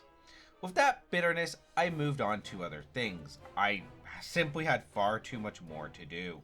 Next on the list was the dragon-proof mantle, so I started to go on expeditions for unknown monsters to find Deviljho while handling some other tasks, including grabbing the doodles for my next Palico gadget. I eventually ended up finding Deviljho in the ancient forest. With a quick trip back to base to hand things in and get the quest for Deviljho, and more importantly, my mantle. Before that though, I finished up with the final Palco gadget sequence. The Deviljho special assignment starts with needing to rescue the handler by tripling Deviljho, forcing you to prioritize attacking the less ideal leg hit zones, so you can topple the monster before finishing it off. As for the fight itself, Deviljho is a monster that inflicts defense down, a status that is countered by remembering that adamant seeds can be used for more than armor skin, which I always forget to bring.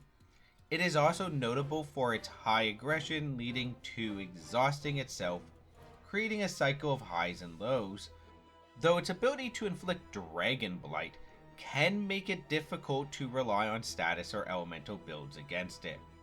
Since I wasn't relying on either such type of a build, it was fairly normal hunt all things considered, and I got my dragon-proof mantle. After Deviljho, I dealt with a low rank quest that was hanging around because it was for the rather unimportant bandit mantle, which was mostly just me wanting to get rid of its speech marker. Next was something that is sometimes called the Brewery Chain, an unmarked questline that fills out almost all of the brews in the canteen. The first quest of which is the only one that isn't particularly well marked, called A Tingling Taste, the basic hunt for a Great Gyros quest. As I got the parts needed for my Palco's weapon during an expedition, I never did this quest. Doing this actually grants a brew for the canteen if you visit the 3rd Fleet Research Base, and begins a quest line of sorts made up of a sequence of deliveries and optional quests that grant you additional brews for the canteen from the 3rd Fleet researchers. There's quite a number of tasks in this chain, but they have to be done in order after you complete a Tingling Taste, which is followed by a delivery for a pair of Thunder Sacks, which is a Tobi-Kadachi unique drop in the base game due to the lack of elemental monsters. Once you acquired the Thunder Sacks, then you do a Tobi-Kadachi capture quest. The fact that the Thunder Sacks are required to get the Tobi-Kadachi quest is quite annoying, as it means you can't do them concurrently, and you'll potentially be farming a lot of Tobi-Kadachi. Then there's a delivery for a pair of Dodogama Jaws, which I already had from earlier. This unlocks a quest to hunt an Odegarin, which is a hunt I always enjoy.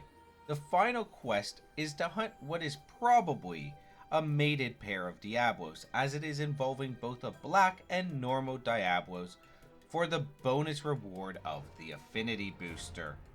This hunt can vary wildly in difficulty due to the fact that if they end up meeting each other often, they will often do have to work for you. In my case, my curse of having to constantly go AFK during Diablos hunts ran up the hunt time, and they barely met each other when I actually needed them to do damage to each other, leading to a more difficult hunt overall, as I had to do more of the work, and I definitely didn't have this matchup down with the Greatsword. Then it was time for a bunch of quests for the chef and some upsurge items. This involved delivering fossils, hunting small monsters, bullying the Grakalaka with their annoying hitboxes, and running a few investigations to get the upsurges. This was followed by cleaning up some remaining quests and deliveries for the botanical research. First, there would be a hunt for a Legion and an Odegarin. Then, I had to quickly go handle some Titsi Yaku hunting for the Photo 4 Plus. To unlock the delivery, we actually had to do another one of those hidden requirement quests. This time, say cheese. And after that was hard to swallow for some Great Jagger's Hide Plus. I actually really enjoyed the process of expanding the botanical research, since there is a visual increase as you get more baskets to hold your harvest results, as well as a progressively larger tree. Before I went into Master Rank, I made a quick trip to hunt Bazogoose to get some talents to make the Armor Talent and Power Talent items, as the needed material was never dropped during any of his invasions. These grant a tiny bit more attack and defense, and there's no reason to not grab them for the expansion. With this, I was finally ready for the expansion. As I closed the game for the night, it was 4 a.m. on December 21st. Nearly a week to get ready for Iceborne, yet I knew I was as ready as I could be without losing momentum. Looking back at the content before the expansion, I found myself actually questioning where the difficulties of this run would be. I actually took a look back over all my set options between sessions that I could have used at different points, and I questioned if the challenge wasn't great enough or if I should come up with something harder. However, I was already all in by this point, and Lunastra did prove there could be challenges ahead that I might not be able to so easily bypass in the future. The difficulty and power spike entering Iceborne is not insubstantial, nor is it stark enough to be a barrier assuming you had a late game weapon. As I had the weapon and I was going in with my Rathalos set and the ice-proof mantle, it wouldn't be much of an issue at the start. Taking a moment to reflect, I ran through a mental list of whatever I might have remaining to do. Upon being sure I finished any bookkeeping, I got ready to head out and began my next adventure. Starting with a trip to the ancient forest, which then immediately led to being sent to the Hoarfrost Reach, and as such, the 5th act began. Entering the first exploration of the Hoarfrost Reach equips a layered armor. Something I was avoiding for this playthrough, but due to not being able to change my layered armor in the hunt, I couldn't immediately remove it. Instead, I had to start with Baratotus, a ice-pissing wyvern that sounds like a chainsaw as it swims through the snow. Baratotus isn't too hard of a hunt, as while it has the snow armor and can strike for some pretty hard hits, so long as you're prepared to handle the ice blight and can avoid the worst of its attacks, it is surprisingly easy to beat down. This hunt is trivialized by bringing a build like my Rathalos set, so it was a pretty clean and easy fight. This unlocks Celiana, the objectively better base town in the game. Now that we could get access to the power spike that is master rank, my primary goal was to get ready for going back to Lunastra. So that meant capturing a few Baratotus to get all the parts I needed, as a quick glance at its set looked like it would be a solid anti-Lunastra set. It was also a solid set if I needed an ice weapon later, and it didn't have terrible weapon stats.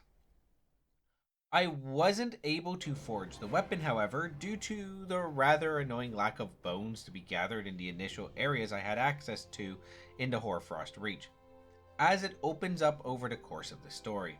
So I decided to push the story forward enough to get more room to explore for bones before I farmed up the missing Baratotus parts. This would also open up access to the botanical research and Argosy from Celiana. Banbaro was all I had to clear out, and it was a rough hunt, all things considered. 2 faints, failed captures, and otherwise just a multitude of issues that meant that while I finished the hunt, I hardly felt proud of how it went. I honestly don't even know why it gave me so much trouble. It isn't like I consider it a particularly hard monster, just a disruptive invader.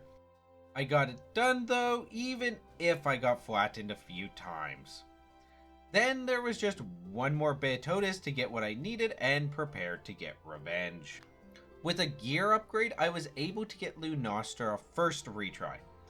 It wasn't even a difference in how well I played awful. It really was just having the raw stats to meet the DPS check.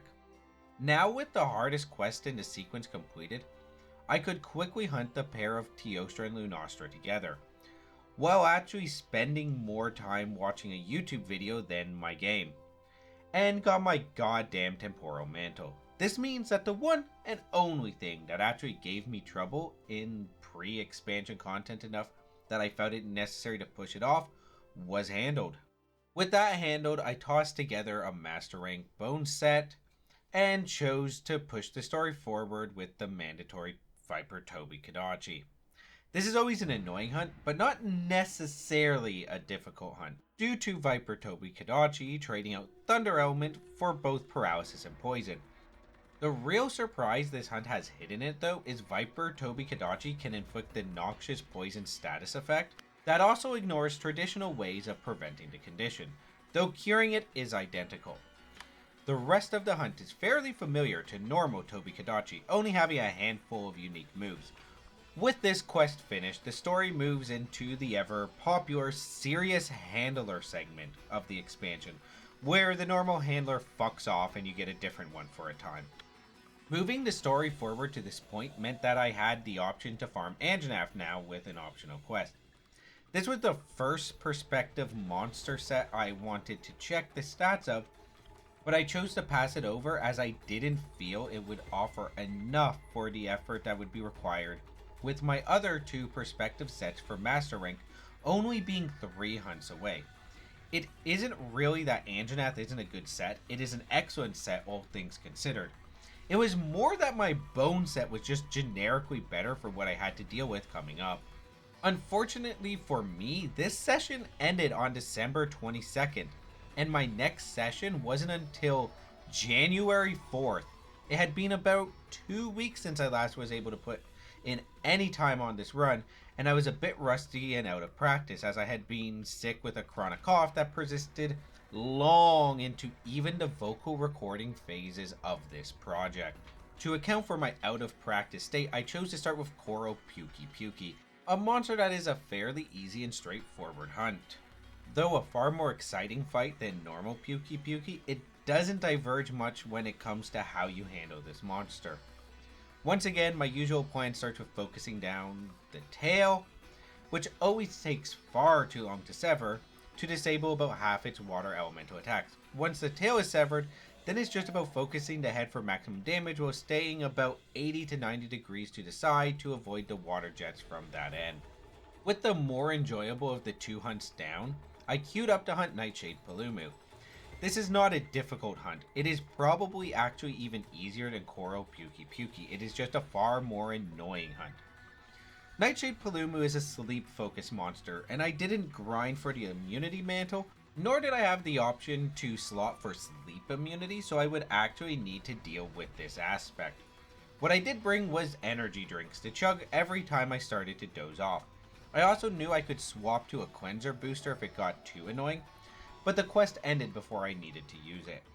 I really don't have much for notes here, just that it likes to float around and drop sleep clouds that zone the player out, and then it does Palumu things.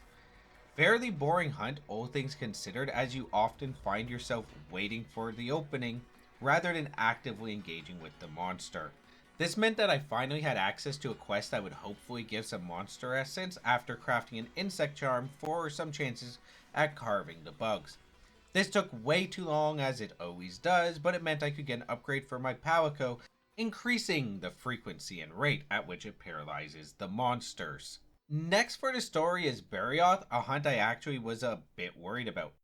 Barioth can hit hard, and I wasn't too sure if I would be able to actually exploit the openings, as is a fairly jumpy monster that likes to pounce in and out of combat. As I was about to fight the monster, my game crashed like had happened multiple times already. In an attempt to work around the crash, I disabled a few settings and lowered a few others. This was a pretty aggressive culling of settings that I'll leave as is just for this hunt. I'm not sure how visible it will be in the video, however, but I just want to point out what is happening if you do notice. Concerning the hunt itself, the main trick I plan to rely on was a way to reduce his mobility. Should one break the forelimbs, Barioth loses its balance after every leap.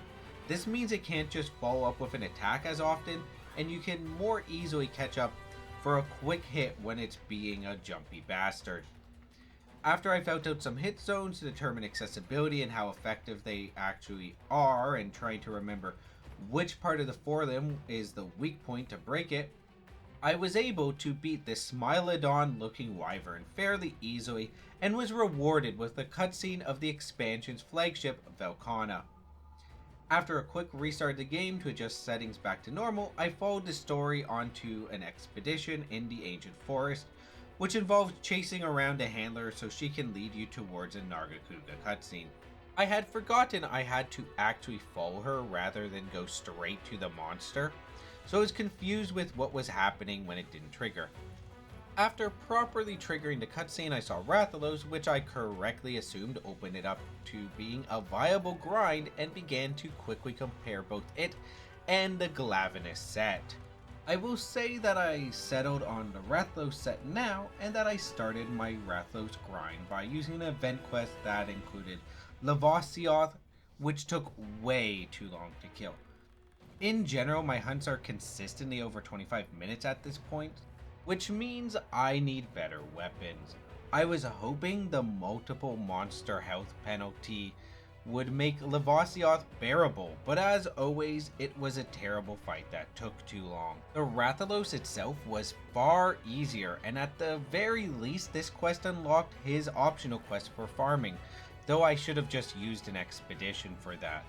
I'll use this chance to actually explain how I compared these sets and why I settled on the one I did, because this is actually the one time I couldn't instantly settle the debate with a mere glance at the sets and weapons. The Rathalos farming was actually not particularly notable, as I have done it once already and it wasn't any different than the first time, but it turns out the biggest skill element of this challenge actually came down to set selection, something I only now realized afterwards. While I talk about my comparisons, I will leave the relevant stats for both sets on screen that I used to make my decision. When comparing the Rathalos and Glavenus sets, I made a few assumptions. Firstly, I chose to compare them without any decorations slotted, nor with consideration for the slots they offered. Comparing all the combinations of what decorations I had now, and trying to predict what getting lucky with certain decorations would have done for me in the future, just wasn't worth the effort. Second, I compared them only upgraded as far as the best weapon I could expect to see during the playthrough, which for the Rathalos set would be the Wrath Flame Glint Sword, and for Glavenus would be the Glavenus Blaze 2. Finally, I compared them as if I was using the alpha version of both sets entirely. Not because I planned to, but because if I wasn't considering decorations anyways, there was no reason to not assume alpha sets at this stage. I also didn't put much value on the elemental damage after I saw how close they were after the fire attack skill was factored in, and how little elemental damage matters in this game unless you're planning to exploit it in particular. Despite overvaluing it earlier in the game to counteract negative affinity on the Anjanath set, I had reconsidered that position by this point. You can see that Rathalos comes out a bit better overall. The numbers on screen are how they would look after armor skills were considered. They are also the true unbloated values, not the bloated values normally displayed in an unmodded game, as these are the values used behind the scenes, and so that is what we are comparing. We are assuming all conditional skills are active. I listed not only what the effective attack would be like for the highest level of sharpness the weapon would be capable of after considering armor skills, but I also included a comparison of how that would look after getting an effective critical multiplier based on how high the affinity was to determine our average attack. It was a close race up until the affinity was considered, and was actually leaning towards Glavenus. I even attempted to account for the less ideal hits by comparing without conditionals. What really determined it was affinity. Once you consider that Rathalos had more affinity at baseline and an easier condition to expect to be fulfilled for its conditional affinity to apply, it became no contest. I just find that maximum might isn't as reliable to be an effect for me from my experience with other weapons as weakness exploit is, and the entirety of the Glavenus affinity was from maximum might. It should be noted that from a baseline standpoint, the Wrathflame Glint Sword is just a better raw weapon. It takes 3 levels of handicraft to allow the Glavenus Blaze 2 to achieve purple sharpness, which results in an increase in damage that does put it ahead. An increase that requires a minimum of 20% additional affinity from any combination of sources to match, something that is very easy to do through a variety of sources, with the most simple being 4 levels of critical eye, but can be surpassed with those 2 levels of weakness exploit, or merely slipping in some affinity sliding. You can actually see on screen how either of these changes affects both weapons independently or together. This really shows just how big of a deal affinity can be but also how powerful handicraft can be. With my new Master Rank Rathalos set finished, I decided it would be a good time to pick up a Nergigante investigation, as I wanted a better charm for a bit of survivability, and immediately got the Nergigante gem I wanted first try, allowing me to upgrade my health charm. I was a little surprised at how easy this was, even accounting for the Master Rank gear upgrade. With my set brought up to where I wanted it for now, I went and hunted Nargacuga. Nargacuga can be difficult to find openings for slow weapons, but avoiding its attacks isn't too difficult so long as you're willing to match its dance of diving in and out of range of one another and taking the openings you can get. It does often leave its tail wide open to short combos, and when it isn't enraged, it doesn't move around too much. Something that stood out to me about this hunt was how much I found it difficult to fight in this sloped area with a pond in Area 9, surprisingly due to just not being able to get my positioning quite right due to being a bit too worried about the paratoads and ledges. But once I got the right feel for fighting in that environment and kept myself from being pressed against a wall, I was able to do a decent amount of damage. With Nargacuga done, I remembered I had to do an expedition to finally deal with the Boa Boa Linian research. The goal here was to get their gadgets so I could call for more tail raiders during upcoming hunts to try and counteract the long hunt times that were still looking to be over 20 minutes each. The best way to do this is to hunt a Beatotus during an expedition, and then follow the Boa Boa to be given a tempered Beatotus quest. Sadly, I failed to record the initial expedition. The Boa Boa quest actually requires spooking some Popo by shooting our slinger at them.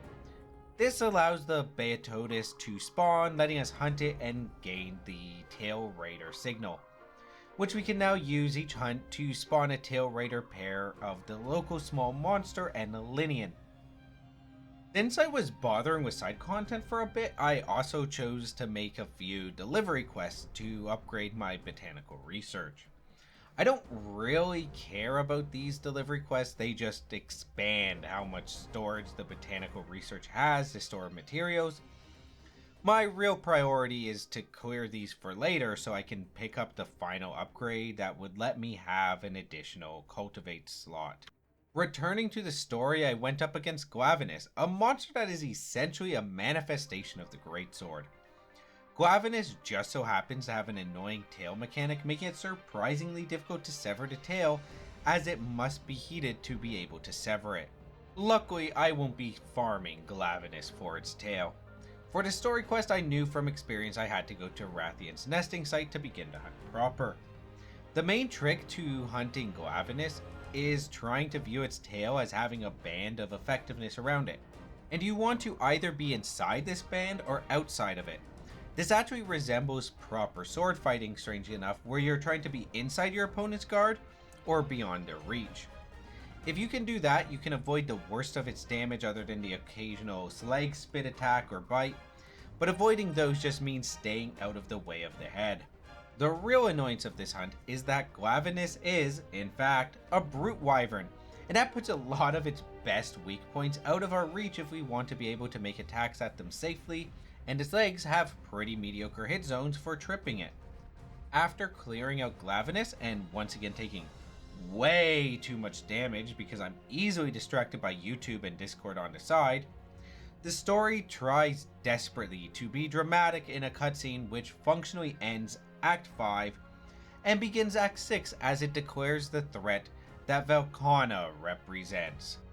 Act 6 has a pretty subtle start compared to the other acts of the game, not only in the event that sets it in motion, but also what the game asks us to be doing. Even if the cutscene leading into this act tries to hype up the threat of Velkhana properly, the act really starts with being told I need to handle Brachydios and Tigrex.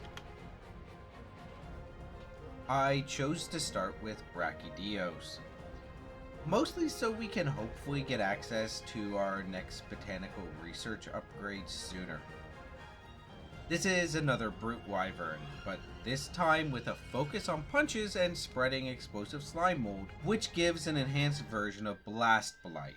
When you step on or get hit by the slime mold, you will be afflicted with the Blast Scourge status, which is a harsher version of Blast Blight, which triggers faster, is slower to remove, and deals more damage. This mechanic can be almost entirely negated with just the Fireproof Mantle or 3 levels of blast resistance to negate the condition. I thought that I should try to exploit its ice weakness with my Beatoda set to make this hunt go faster. In hindsight, I should have just stuck with the Rathalos set or even considered getting a Blast Charm to protect myself. I immediately queued up the capture quest for the Botanical Research upgrade after swapping to my Rathalos set, hoping it would have better performance. During this hunt, I was party crashed by Velkhana, who wouldn't leave when dung potted, until it carted me. And there was a second cart, mostly resulting from the absolute madness of Banbaro and Glavenus both showing up to create an absolute shit show. But they left after being dung potted fairly quickly. This was actually a harder hunt than the story hunt for Brachydios due to how eventful it was. But once it was done, I could put on another thing to cultivate. I did tell myself that after this hunt, if I needed to go after Brachydios again, it would be with a Blast Charm, as I wasn't doing that again. This naturally meant our next hunt was Tigrex.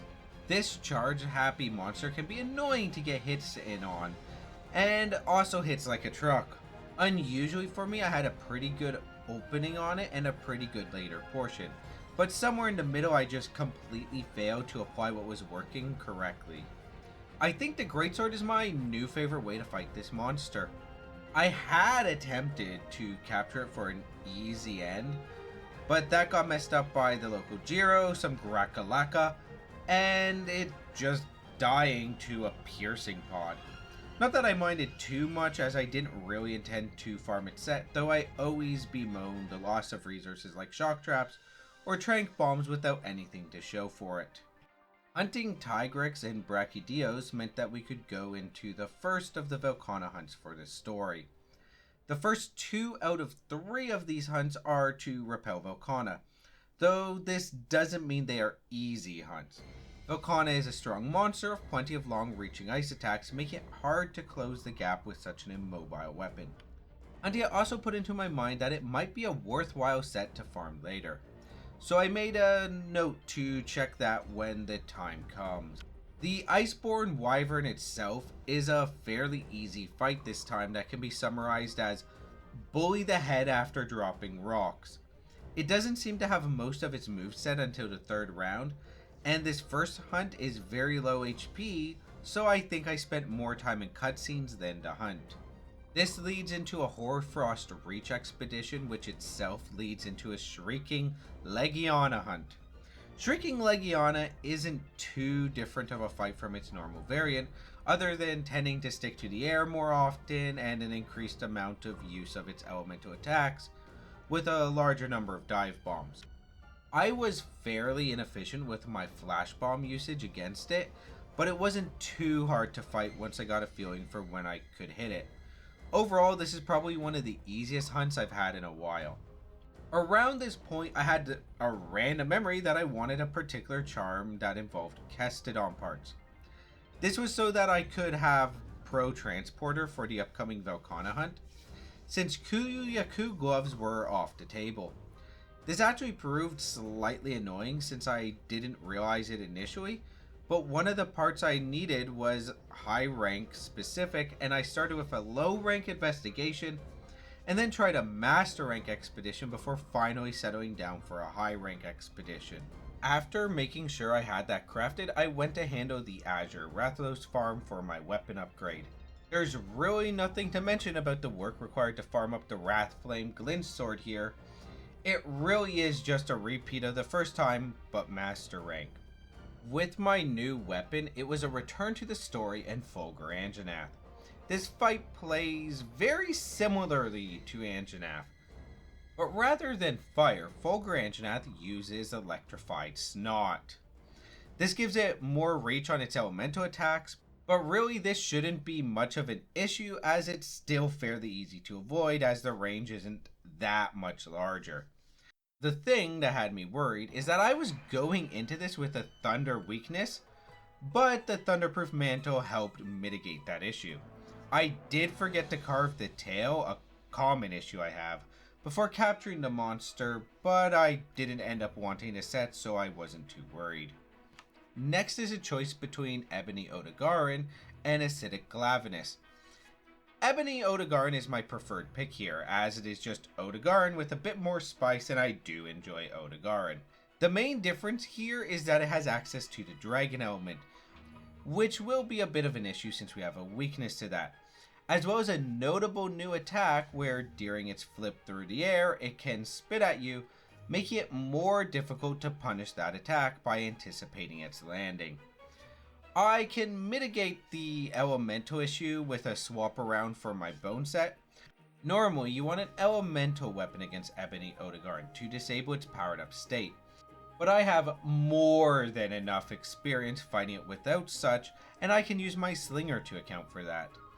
The hunt itself was dominated by turf wars with the local Nargacuga and Legiana more than anything, and me just finding it difficult to find my openings and whiffing the majority of my attacks. With Ebony Odogaron out of the way, Acidic Glavenus was next.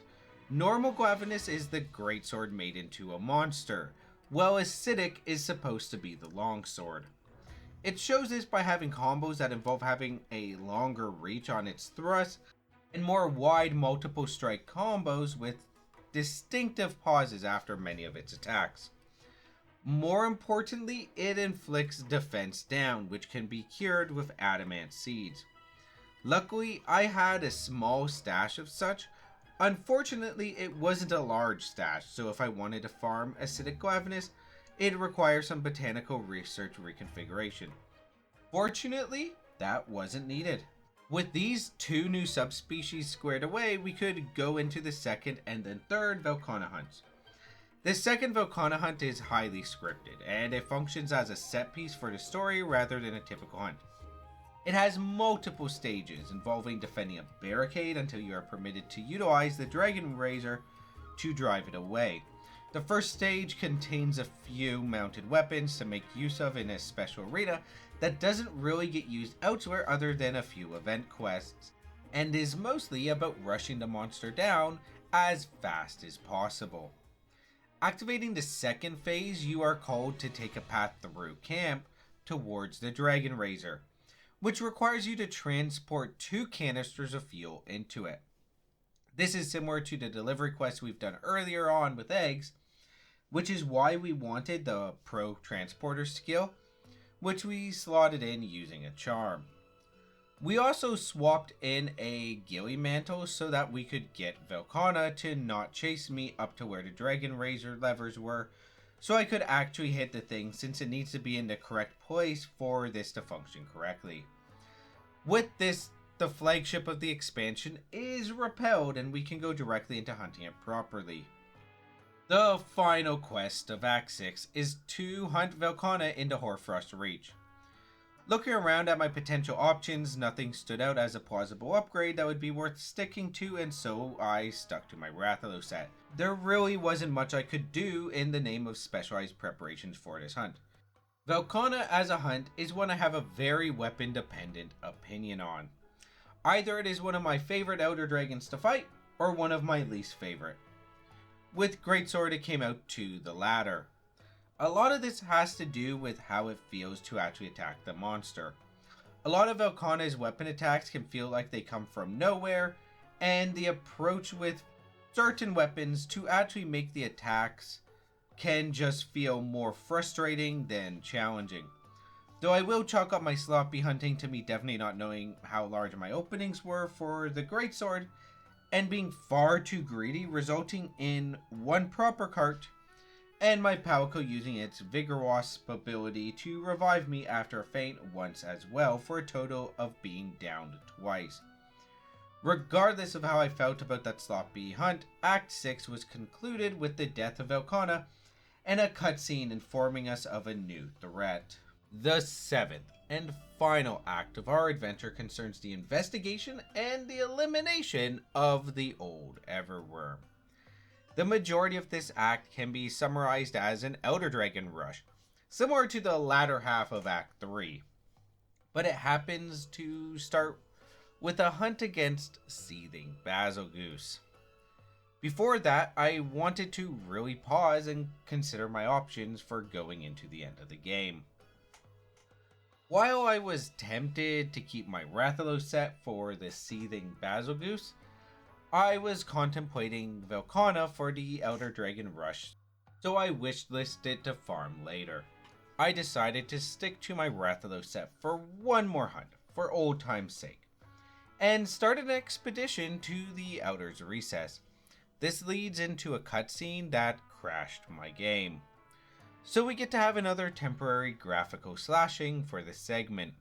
Before I went back out on the hunt, but while repeating my preparations, I decided to do some guild alchemy melding for some new decorations, finally giving me a solid decoration set to work with. I mostly did this to counteract the lack of decoration farming so far. Seething Basilgoose is a fun fight, one that I consider an upgrade to the original, but not necessarily a replacement. It plays as a more explosive redux of normal Basilgoose with less of a focus on chaos and more of a focus on consistent blast scale patterns. I did forget to resupply before the hunt and swap out my mantos though, so I did that after it fled the first time. For Seething Basilgoose, I chose to keep my Palico gadget as a Vigor Wasp, just for the sake of healing the random damage that can come from the blast scales that it can drop on occasion, which I don't always see in time. You can actually reduce the number of scales from the tail by severing it, which takes out roughly half of its production at that end. I believe breaking the head also does similar at the front end of the monster. The thing that stood out the most about this hunt particularly is just how aggressively Dodogama was attacking Seething Basilgoose, adding a little bit of chaos. After that is a collect tracks segment, which requires just gathering any Elder Dragon tracks at all, which I chose to use to start farming the parts needed for Velkhana. I chose to start with a few hunts against Legiana and then Odegarn for the parts I needed from them before grinding Velkhana. I first needed to hunt Legiana, getting what I needed first try, with minimal complication. I then saw to moving on to Odegarin, which took a few hunts to get what I needed, but I had a blast against it, and with that, I was ready to begin the long grind against Velkhana. I only recorded the first hunt against Velkhana as a hard drive space preservation measure, so all my footage will be from that. Before I talk about the grind, let's talk about why I am doing it. I'll put the number crunch stats of the Velkhana set on screen if you want to see actual numbers, though I will be swapping out what's displayed as we go because this is quite a complicated set. Unlike last time, we're not assuming a full alpha set, as I chose to not include the numbers from Coalescence, as I decided to dump it entirely for better decoration slots. This is simply because my decoration collection was good enough that I could do better than such an inconsistent conditional skill. I also won't be including the conditional skills initially, as this set is all about constantly changing conditionals, and we'll break those down as we go. The main theme of the Velkhana set is that it is a draw attack set with the unique skill Frostcraft, which increases your damage and is one of the few sets with critical element, which allows your critical damage to benefit from critical hits. How much additional damage you get from Frostcraft depends on the weapon you're using and how much you allow it to build up. Critical Element has weapon-specific multipliers as well. It supports this draw attack style by having both Quick Sheath and Critical Draw. Due to the way this set works, I'll list the numbers for each attack in order starting with the first attack and assuming no pausing in the onslaught to recover Frostcraft. Our primary focus is on the raw attack for this, like always. I will include the ice elemental damage numbers, as those are relevant for Sharish Volda, who I considered an important aspect of why I committed to this set. Also note that I knew I'd actually have better affinity after my decorations were slotted, simply because I knew I had affinity affecting decorations by this point.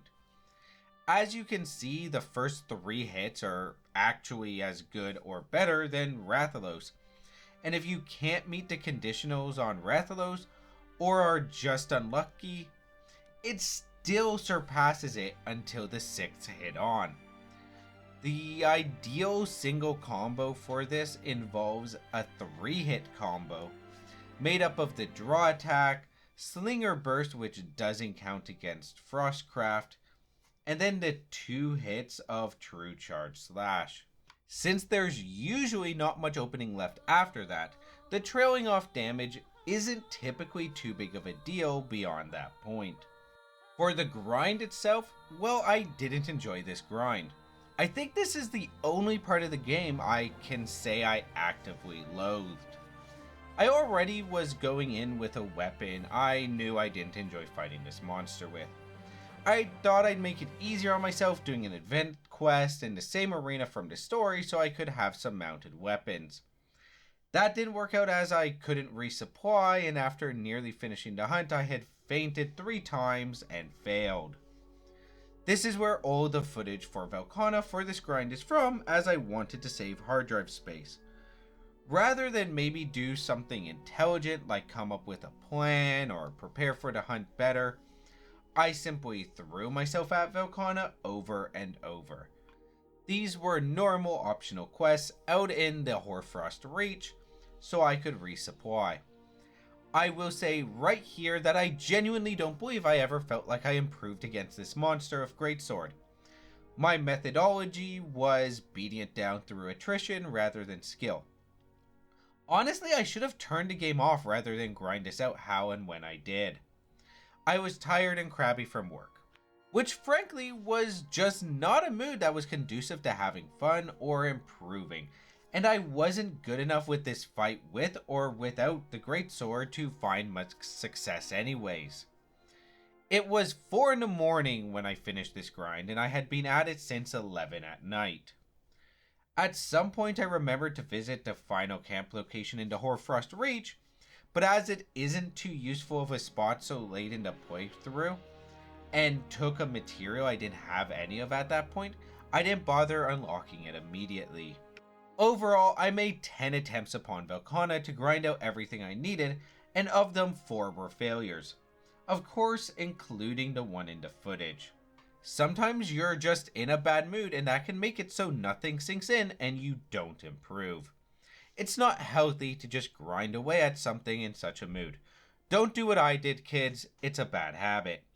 At the very least, I was able to craft my new set, which looked absolutely lovely. After such an unpleasant time with Velkhana, I decided to go test it out on a Tobi Kadachi just to try and get the new camp unlocked and to hunt something I disliked less. It worked out quite well. I got the Membrane Plus I needed, and I found that this slightly altered playstyle suited me. The pain was not a waste. Unfortunately, I was running out of ways I could justify to myself putting off the rest of the story, and so that meant it was time for Black Veil Valhazak. I consider normal Valhazak to be a decent fight.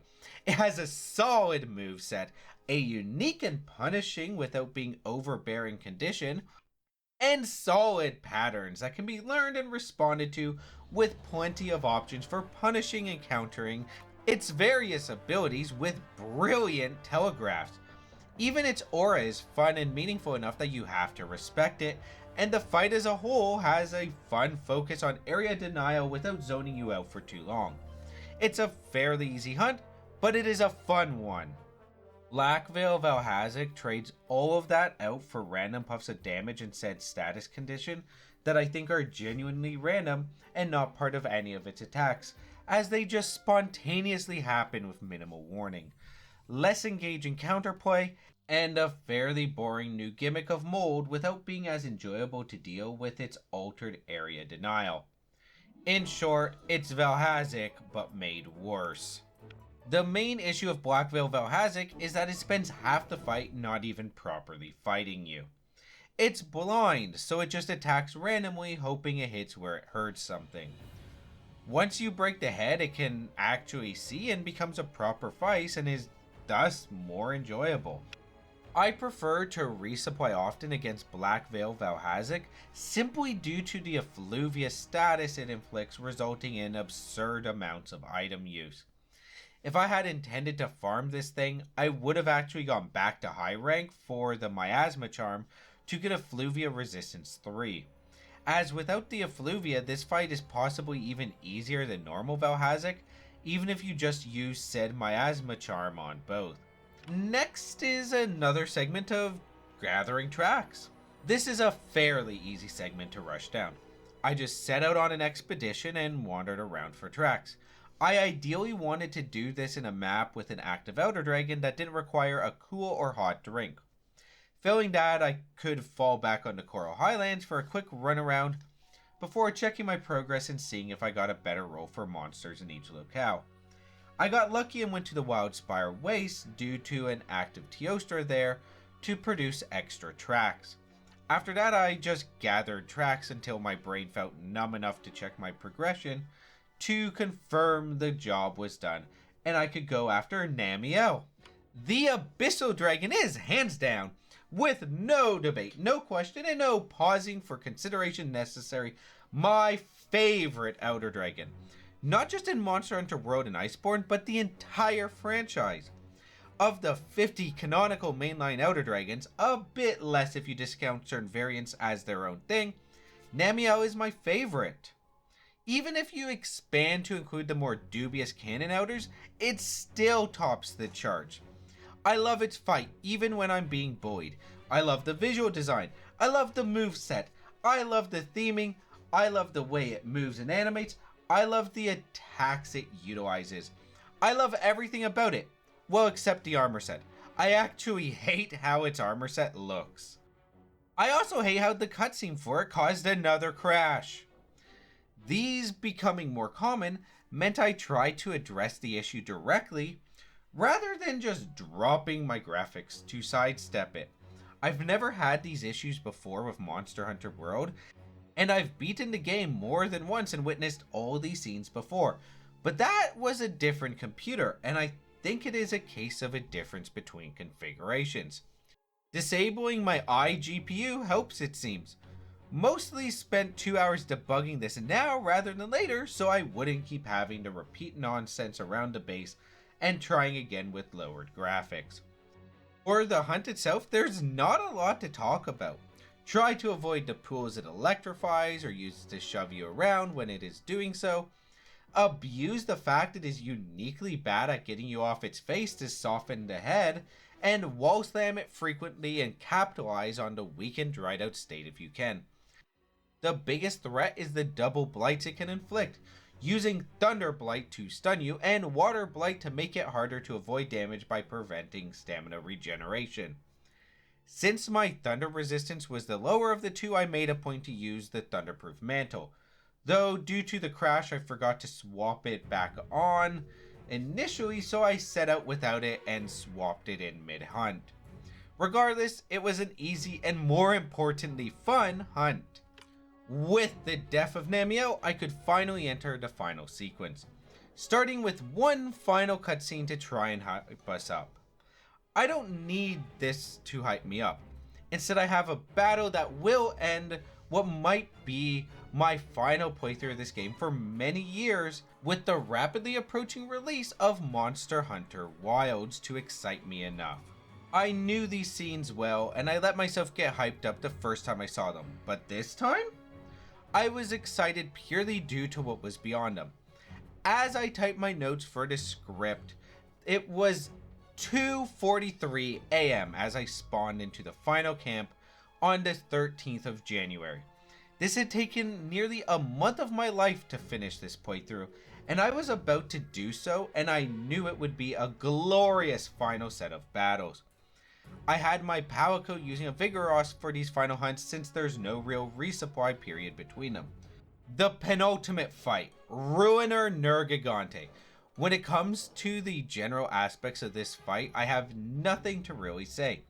It's a very good penultimate battle against a more aggressive, stronger, and deadlier Nergigante in a tiny arena. Yet at the end of the day, it is just Nergigante with bleed. It is a worthy penultimate boss, but this fight is nothing special to discuss when it comes to special abilities of the monster. Ruiner Nergigante is a savage fight that focuses on straightforward physical attacks, a handful of area of effect attacks where it flings some of its silver spikes at you, and is ultimately just a test of your skill with the core mechanics of the game. Exactly what a penultimate fight should be. It was a blast, truly a great time. When I killed it with a final leap attack, I was almost sad it was already over. Mostly because next was Sharish Voda, which meant not so much a bad fight, but one with a tempo switch to something less frantic when I was currently at the height of my excitement. What can I say about Sharish Voda? Is there anything interesting to be said? The first phase is one I hate.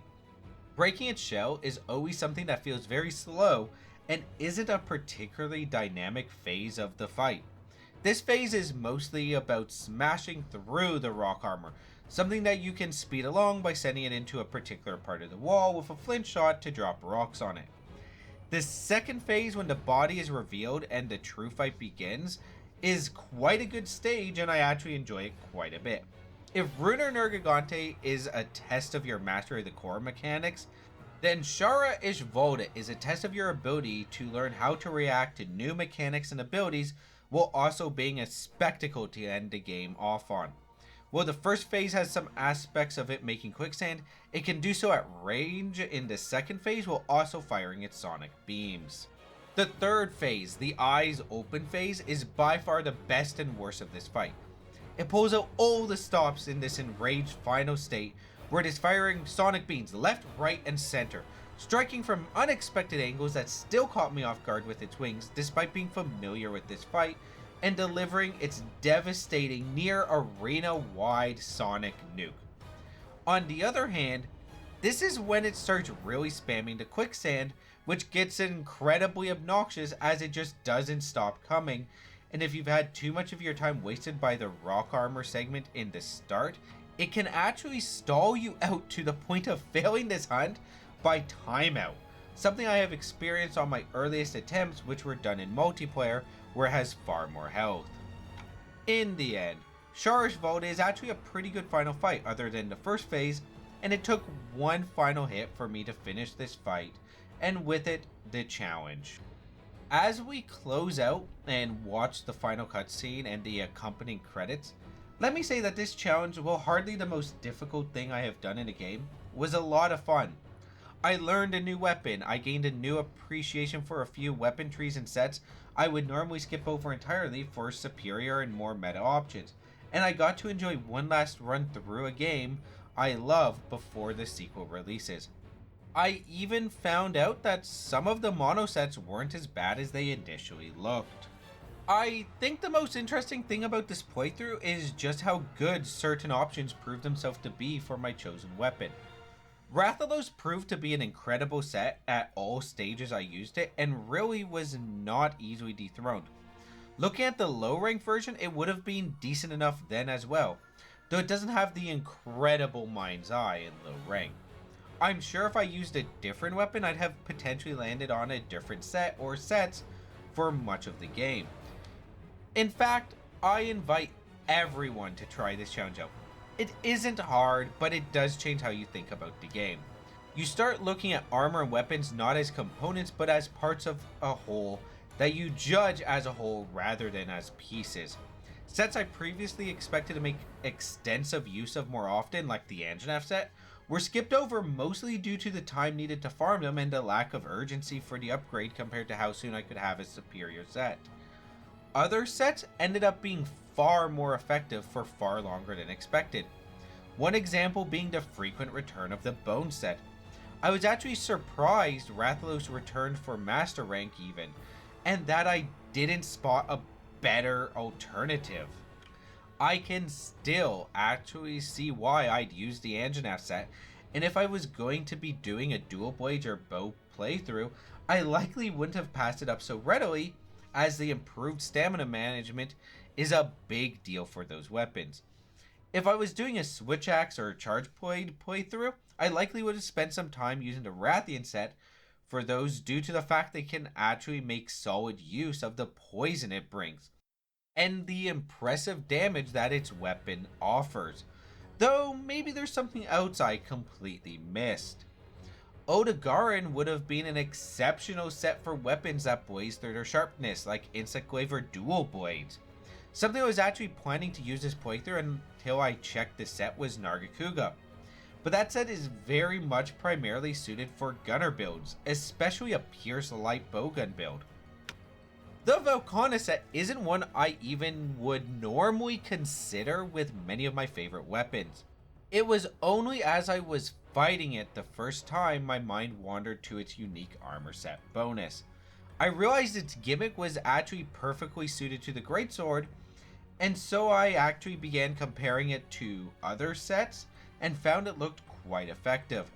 That's actually what this challenge ultimately ended up being about. Not so much my skills with the greatsword or the action portion of the game, but my skills at assessing a set and looking at what it gave me as a whole and choosing the right weapon before I went forward. Greatsword, for example, doesn't really care about many skills. It can benefit from focus, but it is hardly mandatory to have focus to have a viable build. The main priority for me in assessing sets was actually trying to squeeze out as much damage from both the weapon and the armor skills as I could. By the end of the game, I performed 162 hunts according to my guild card, all of them with a greatsword. I think my biggest regret of this playthrough was using Master Rank gear to knock out Lunastra in Pandora's Arena. However, I had to respect my hard drive space. If I was doing this challenge for fun without the factor of making a video of it, I likely would have farmed an entire new set for defeating her. I also regret grinding out Velkhana in such a miserable state like I did. I really shouldn't have done that. At the start of the game, I arrived in a new world not as a rookie hunter with no experience, but as an experienced hunter who considered himself a switch axe and insect glaive main. Someone who knew they could defeat everything in this game. Throughout this video, I would on occasion mention my tactics for these monsters. Often, these segments were originally drafted into my notes before I even started the hunt. While I was busy writing notes from the previous hunt, I knew what I was doing as a hunter. As a greatsword user though, I was awful. I knew the theory, sure, but that's all I had, theory. I just had some ideas based on an old RX gaming tutorial I watched when the game first came to PC back in 2018 to get an idea of what they did with the weapons, but practical knowledge? Frankly, I was lacking it. I had maybe a dozen hunts with the weapon under my belt from my main save, and in that time, it never really clicked. Now I leave the New World as someone who, well, not yet a master of the greatsword, can consider it a part of their primary arsenal, and who might even consider picking it up as a fairly frequent weapon in the next game. Monster Hunter Wilds is a month and a half away as I initially draft this, and I am excited for the new challenges and new adventures it will bring. I think I'll do this again in that game. Not as my first playthrough, but maybe my second. I'll be streaming my playthrough of that game on Twitch with the incredible R. Zavit. If you want to see me less constrained in what I say and off script, while being held on a chain by a friend who cares far more about his public reputation than I do, you can go there.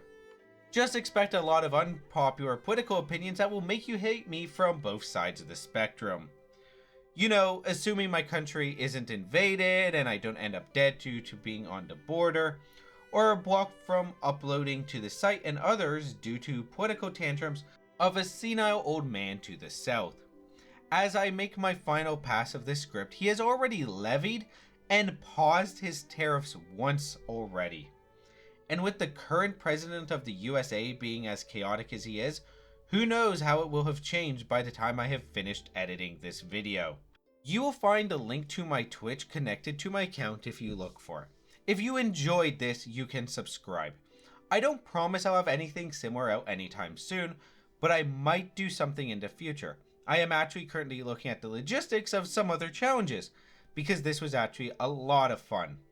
Even with those early plans in the works, I don't have any aspirations of this being something I dedicate time or money to at this time. I grew out of those dreams years ago, but I wanted to do this mostly to see if I could do a video like this. If I turn out to have been good at this type of thing, maybe I'll do another. Such a project, however, is actually quite time consuming to do, and I have other priorities in my life, so I won't be rushing these out anytime soon. I also want to apologize for the quality of my audio throughout this, and the fact that at a few points I can hear issues with my ability to speak. I have had a chronic throat issue through this entire process. Even as I record this, I am not yet fully recovered and have had a severe cough throughout, leading to the voiceover being recorded in multiple sessions and even sub-sessions over several weeks. This led to several consistency issues, and the part I wasn't really confident in was the audio polishing up. I couldn't put it off any longer though. After over a month, you can't keep putting things off waiting for recovery. I have no one to thank for making this possible other than myself at this time, because I am too small to have a community of support to rely on. So instead, I think I will thank Capcom for making this game, and the backlogs for showing you don't need to go all in on a particular game or type of game to be able to do challenges like this as videos. I will also give thanks to Partition TV for some random video he made about long form content and showing you can do content as long as you need it to be. Something that he was backed up on by the excellent private sessions. With all this finally said and done, I believe we are finished. I think what I want to do now is go do something else. Big projects like this are hard on me. The ADHD doesn't like them. Committing to doing them is an important part of making sure that I am keeping up with my ADHD management, however, so it's good for me. Recognize when you have conditions that impair you, but don't let them stop you. Sometimes circumstances decide that you need to live life on hard mode. Rise to that challenge and prove that you can continue in stride. With that, I just need to sign off. So long, goodbye, and as always, thanks for all the fish.